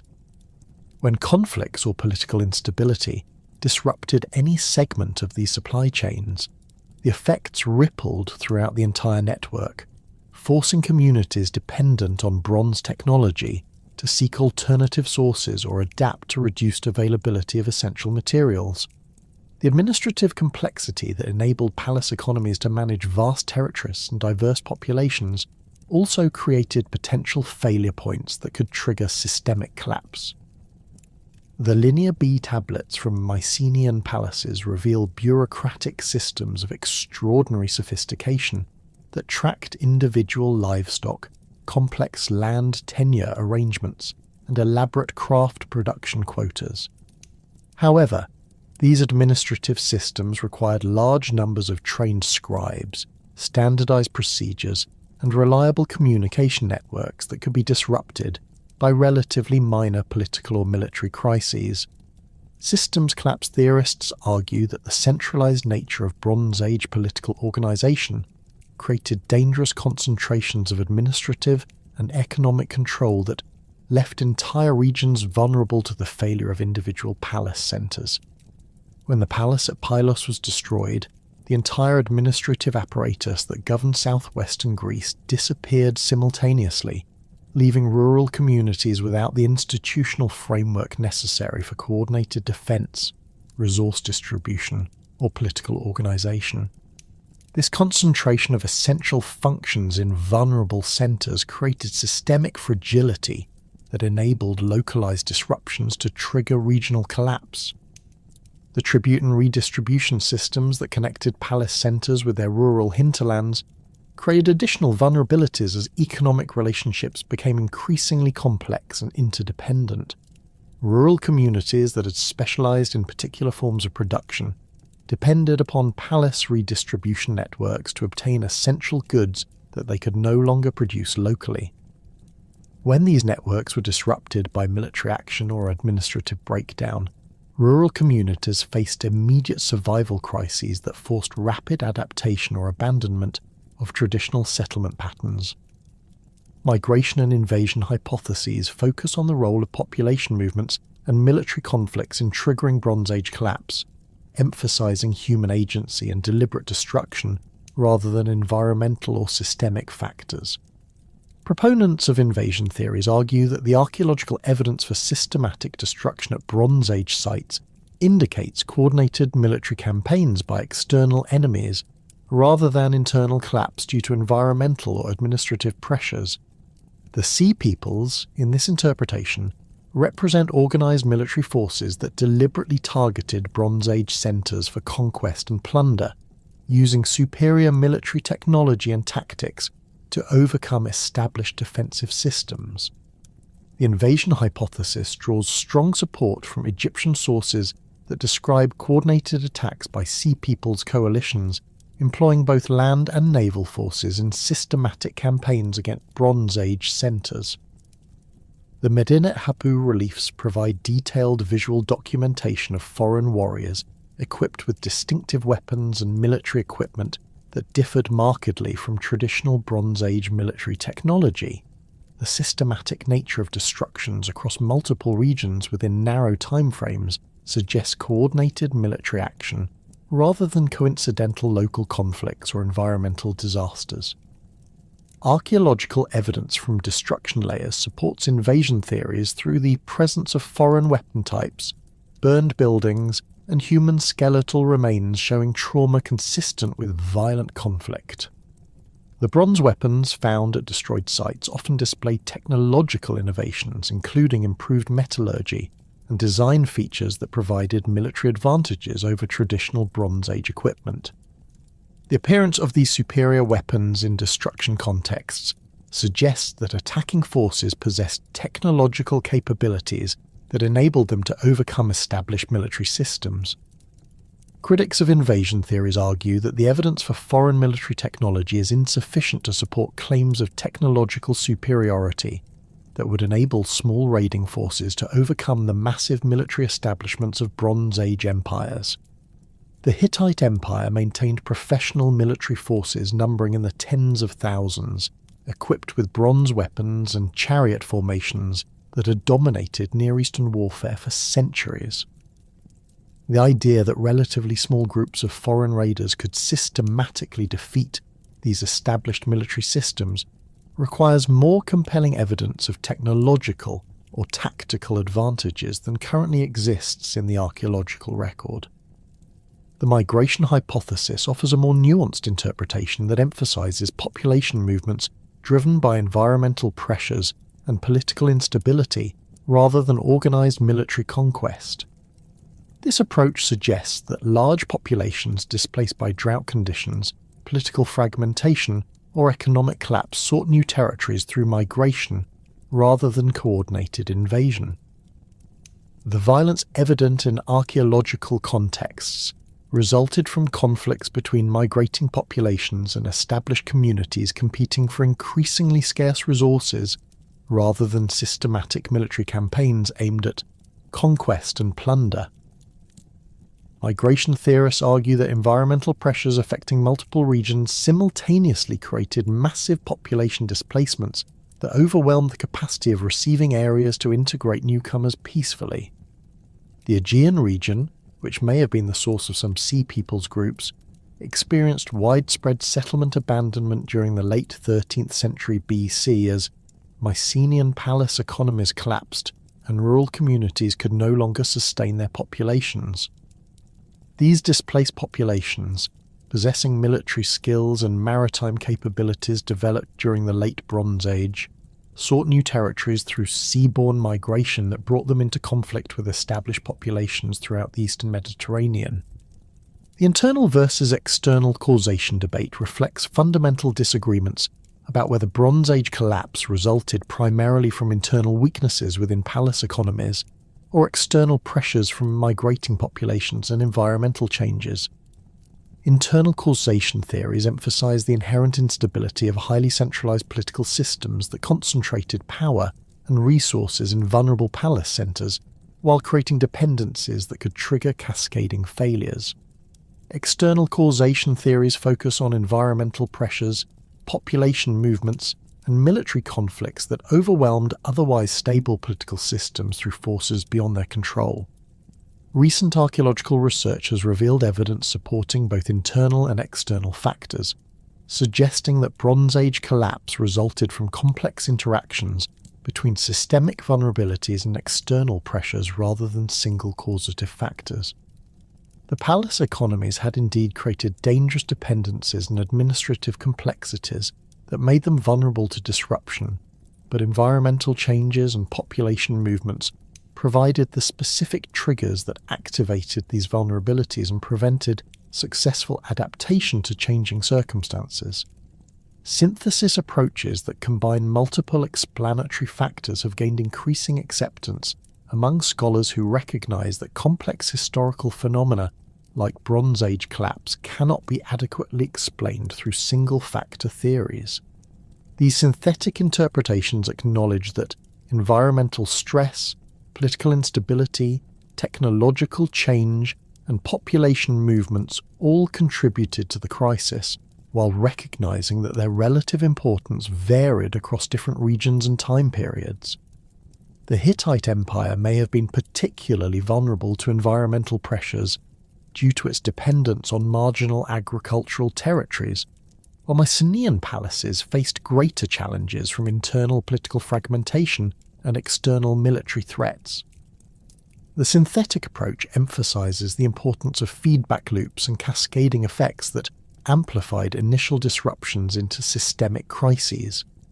Environmental stress reduced agricultural productivity, which weakened palace economies and reduced their military capabilities, which made them more vulnerable to external attacks, which disrupted trade networks and administrative systems, which further reduced economic productivity and political stability. These interconnected effects created downward spirals that proved impossible to reverse once they gained momentum. Technological change played a crucial role in Bronze Age collapse through the gradual adoption of ironworking techniques that provided military advantages to populations who mastered these new technologies. While iron weapons were not decisive factors in the initial Sea Peoples attacks, their increasing availability during the 12th and 11th centuries BC created military imbalances that favoured populations who could produce and maintain iron equipment. The superior cutting ability and durability of iron weapons provided significant advantages in close combat situations, while the greater availability of iron ore compared to tin made these weapons more accessible to populations who lacked access to traditional bronze trade networks. The political instability that accompanied Bronze Age collapse created opportunities for technological innovation and military experimentation, as traditional authorities lost their ability to control weapon production and military training. displaced populations and emerging political formations experimented with new tactical approaches and equipment designs that proved more effective than traditional Bronze Age military systems. These innovations spread rapidly through networks of displaced warriors and migrating populations, creating military capabilities that established powers could not quickly counter. Population movements during this period involved not only displaced refugees seeking new territories, but also skilled craftsmen, warriors, and administrators who carried technological knowledge and organizational expertise to new regions. The settlement of Sea Peoples groups in Egyptian territory and the Levant facilitated the transmission of ironworking techniques, maritime technologies, and military innovations that would influence regional development for centuries. These knowledge transfers accelerated technological change while creating new forms of political and military organization adapted to post-Bronze Age conditions.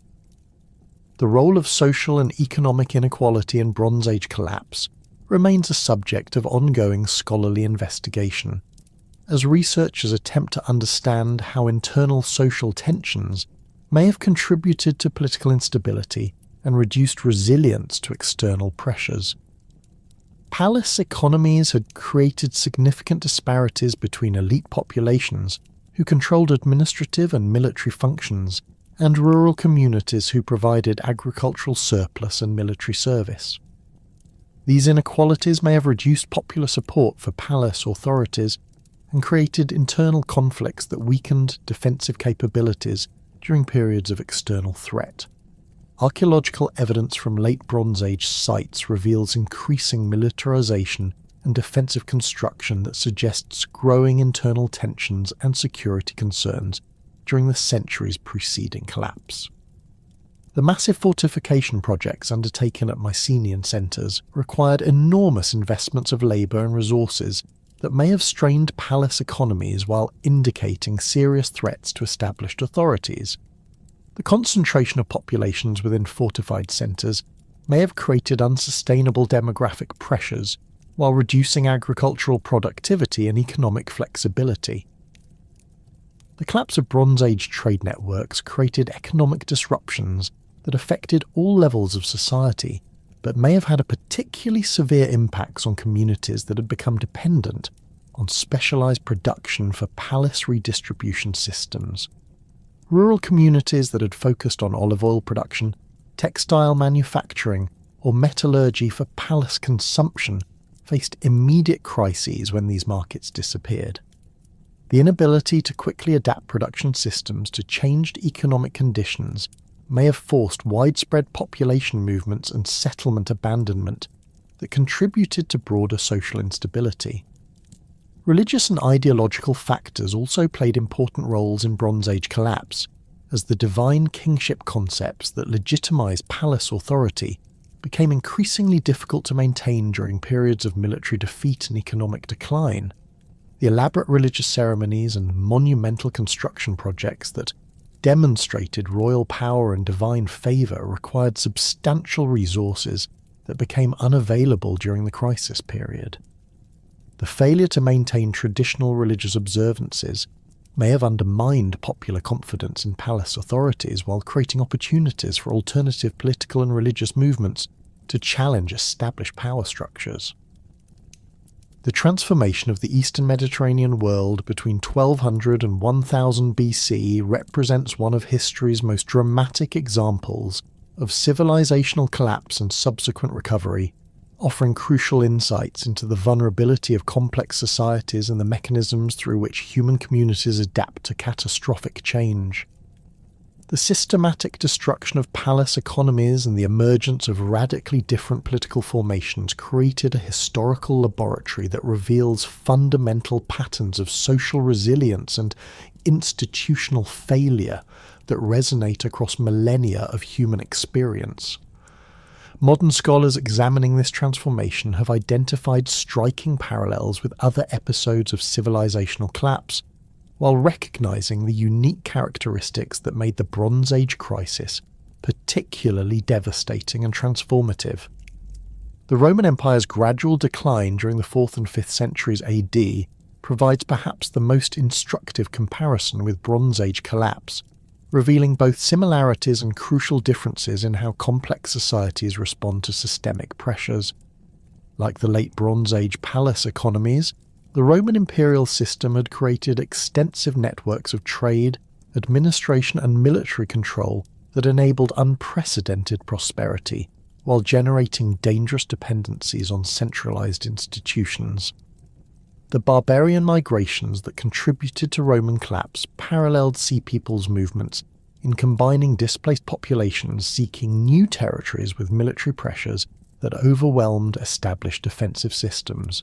However, the Roman collapse occurred over several centuries rather than the compressed time frame that characterized Bronze Age destruction, allowing for gradual adaptation and the preservation of institutional knowledge that enabled eventual recovery. The administrative continuity that characterized Roman decline contrasts sharply with the complete institutional breakdown evident in Bronze Age collapse. Roman legal traditions, administrative procedures, and literary culture survived the empire's political fragmentation through Christian monasteries, Byzantine institutions, and barbarian kingdoms that maintained modified versions of imperial practices. The preservation of Latin literacy and Roman law provided foundations for medieval European development that had no equivalent in the post-Bronze Age world, where Linear B script disappeared entirely and palace administrative traditions vanished without trace.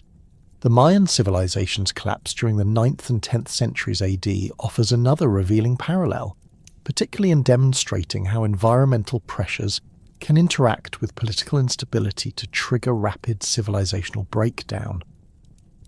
Like Bronze Age palace economies, classic Maya city-states had developed sophisticated agricultural systems that supported dense populations through intensive cultivation techniques and complex water management infrastructure. Prolonged drought conditions during the terminal Classic period created agricultural crises that undermined political authority and triggered warfare between competing centres, leading to widespread abandonment of major cities and the collapse of elaborate administrative systems. The Maya collapse demonstrates how specialised knowledge systems can disappear rapidly when the institutions that maintain them face existential threats. The sophisticated astronomical calculations, mathematical concepts, and hieroglyphic writing that had characterized classic Maya civilization survived only in fragmentary form among reduced populations that lacked the resources to maintain elaborate scribal schools and ceremonial centers. This pattern of knowledge loss parallels the disappearance of Linear B literacy and palace administrative traditions in the post-Bronze Age world, illustrating how institutional collapse can eliminate accumulated cultural achievements within single generations. The recovery patterns evident in Maya territories after the Classic collapse reveal important differences from Bronze Age developments. Maya populations in the northern Yucatan successfully adapted their political and economic systems to changed environmental conditions, creating new forms of urban organization and trade networks that enabled continued cultural development. The preservation of Maya languages, religious traditions, and basic technological knowledge provided foundations for post-classic recovery that were largely absent in the Bronze Age world, where fundamental cultural discontinuities marked the transition to Iron Age civilizations.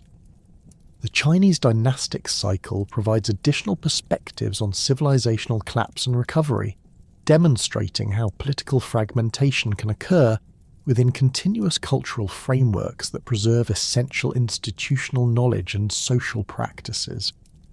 The transitions between Chinese dynasties often involved periods of warfare, population displacement, and economic disruption that resembled aspects of Bronze Age collapse, but the persistence of Chinese writing systems, administrative traditions, and cultural practices enabled relatively rapid restoration of centralized political control. The Mandate of Heaven concept provided ideological frameworks for political transition that legitimized dynastic change while maintaining cultural continuity. The transformation from Bronze Age palace economies to Iron Age political formations represents a fundamental shift in the organisation of political power and economic production that would influence Mediterranean and Near Eastern development for millennia. The centralised palace systems that had dominated the late Bronze Age concentrated administrative, military and religious authority in royal courts that controlled vast territories through elaborate bureaucratic hierarchies. These systems achieved remarkable efficiency in resource mobilization and territorial administration, but proved extremely vulnerable to disruption when key institutions faced simultaneous pressures from multiple sources. Iron Age city-states that emerged from Bronze Age collapse adopted radically different organisational principles that distributed political authority among broader segments of the population, while maintaining smaller territorial scales that proved more manageable and resilient. The Greek poleis that developed during the Archaic period exemplified this transformation, creating political institutions that balanced aristocratic leadership with popular participation while maintaining defensive capabilities adequate for protecting limited territories.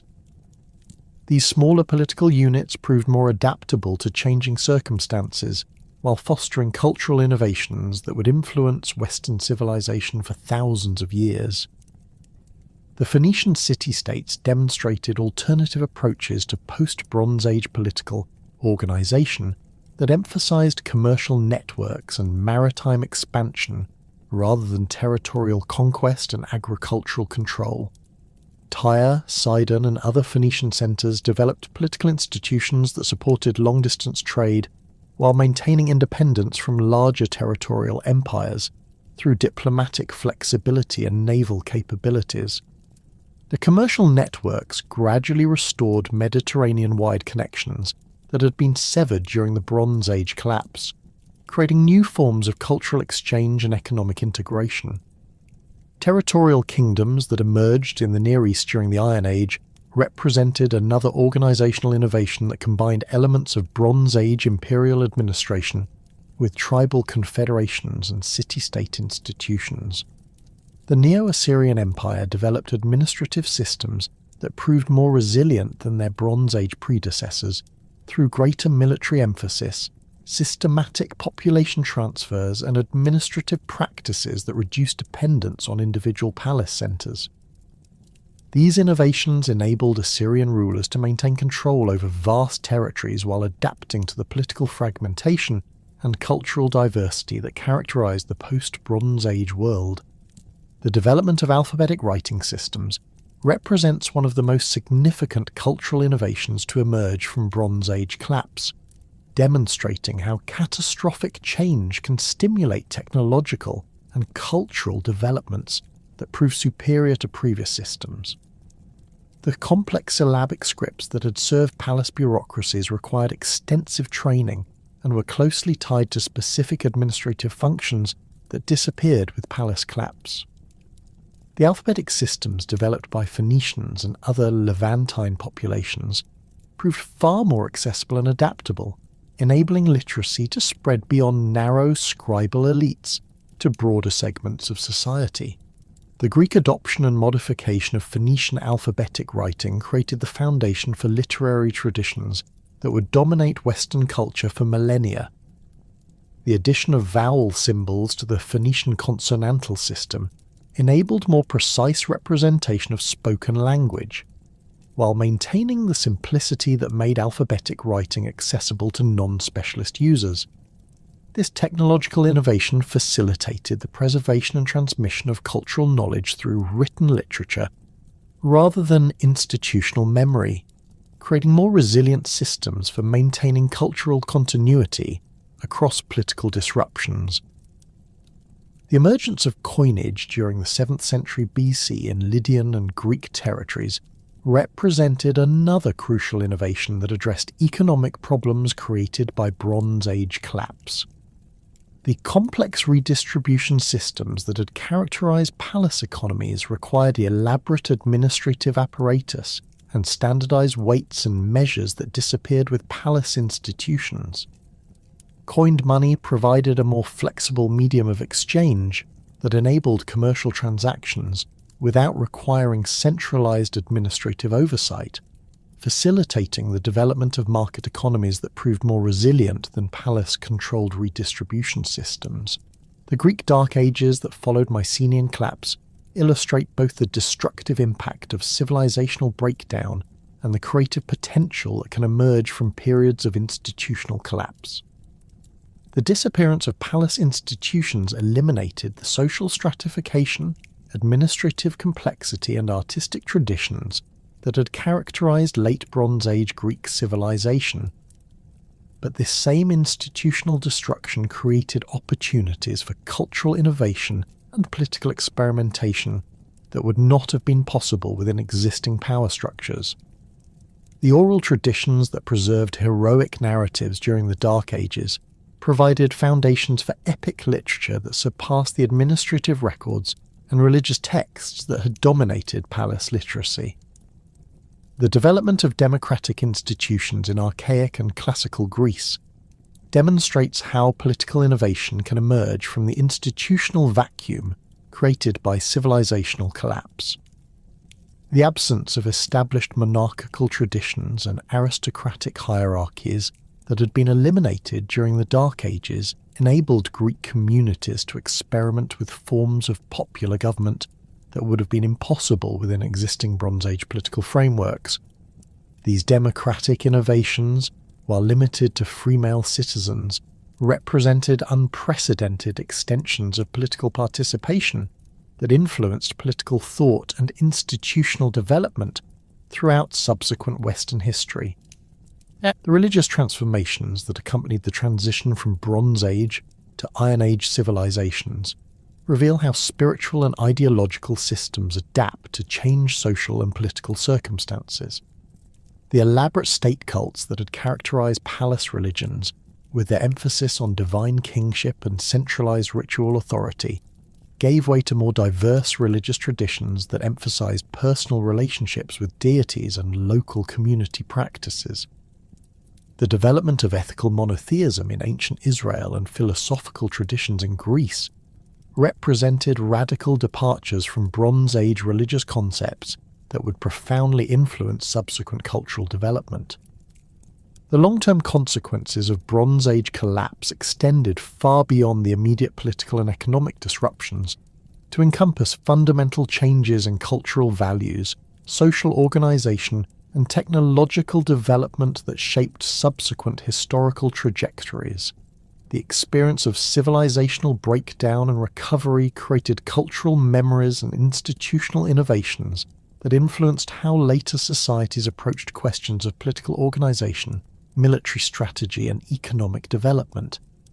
The emphasis on defensive capabilities, political flexibility, and cultural preservation that characterized post-Bronze Age societies reflected lessons learned from the catastrophic failures of palace economies. Modern relevance of Bronze Age collapse becomes particularly apparent when examining contemporary challenges facing interconnected global systems that share structural similarities with late Bronze Age civilization. The complex supply chains that support modern industrial economies create dependencies comparable to the trade networks that connected Bronze Age palace economies, while the concentration of essential functions in vulnerable centres parallels the administrative centralisation that characterised late Bronze Age political organisation. The environmental pressures and population movements that contributed to Bronze Age collapse find contemporary parallels in climate change and global migration patterns that challenge existing political and economic institutions. The technological dependencies that characterize modern societies create vulnerabilities comparable to those that affected Bronze Age civilizations, when their essential supply networks were disrupted. The reliance on rare earth elements for electronic devices, complex pharmaceutical supply chains for medical treatments, and integrated transportation networks for food distribution creates potential failure points that could trigger cascading disruptions similar to those that affected Bronze Age trade networks. The concentration of manufacturing capabilities in limited geographical regions creates additional vulnerabilities that parallel the resource dependencies that made Bronze Age civilization susceptible to supply disruptions. The lessons of Bronze Age collapse suggest that resilient societies require institutional diversity, technological flexibility, and cultural adaptability that enable effective responses to unexpected challenges. The palace economies that dominated the Late Bronze Age achieved remarkable prosperity through specialization and centralization, but these same characteristics made them extremely vulnerable when external pressures exceeded their adaptive capabilities. Modern societies can learn from this historical experience by developing redundant systems, preserving essential knowledge across multiple institutions, and maintaining cultural traditions that support social cohesion during periods of crisis.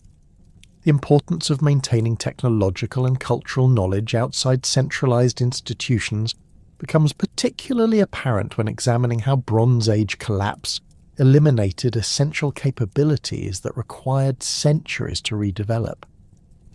The disappearance of linear B literacy, palace administrative techniques, and sophisticated craft traditions demonstrates how institutional collapse can eliminate accumulated human achievements when knowledge remains concentrated in vulnerable centres. Modern societies can address this vulnerability by ensuring that essential technological and cultural knowledge remains distributed across multiple institutions and communities that can preserve and transmit crucial capabilities even during periods of political and economic disruption.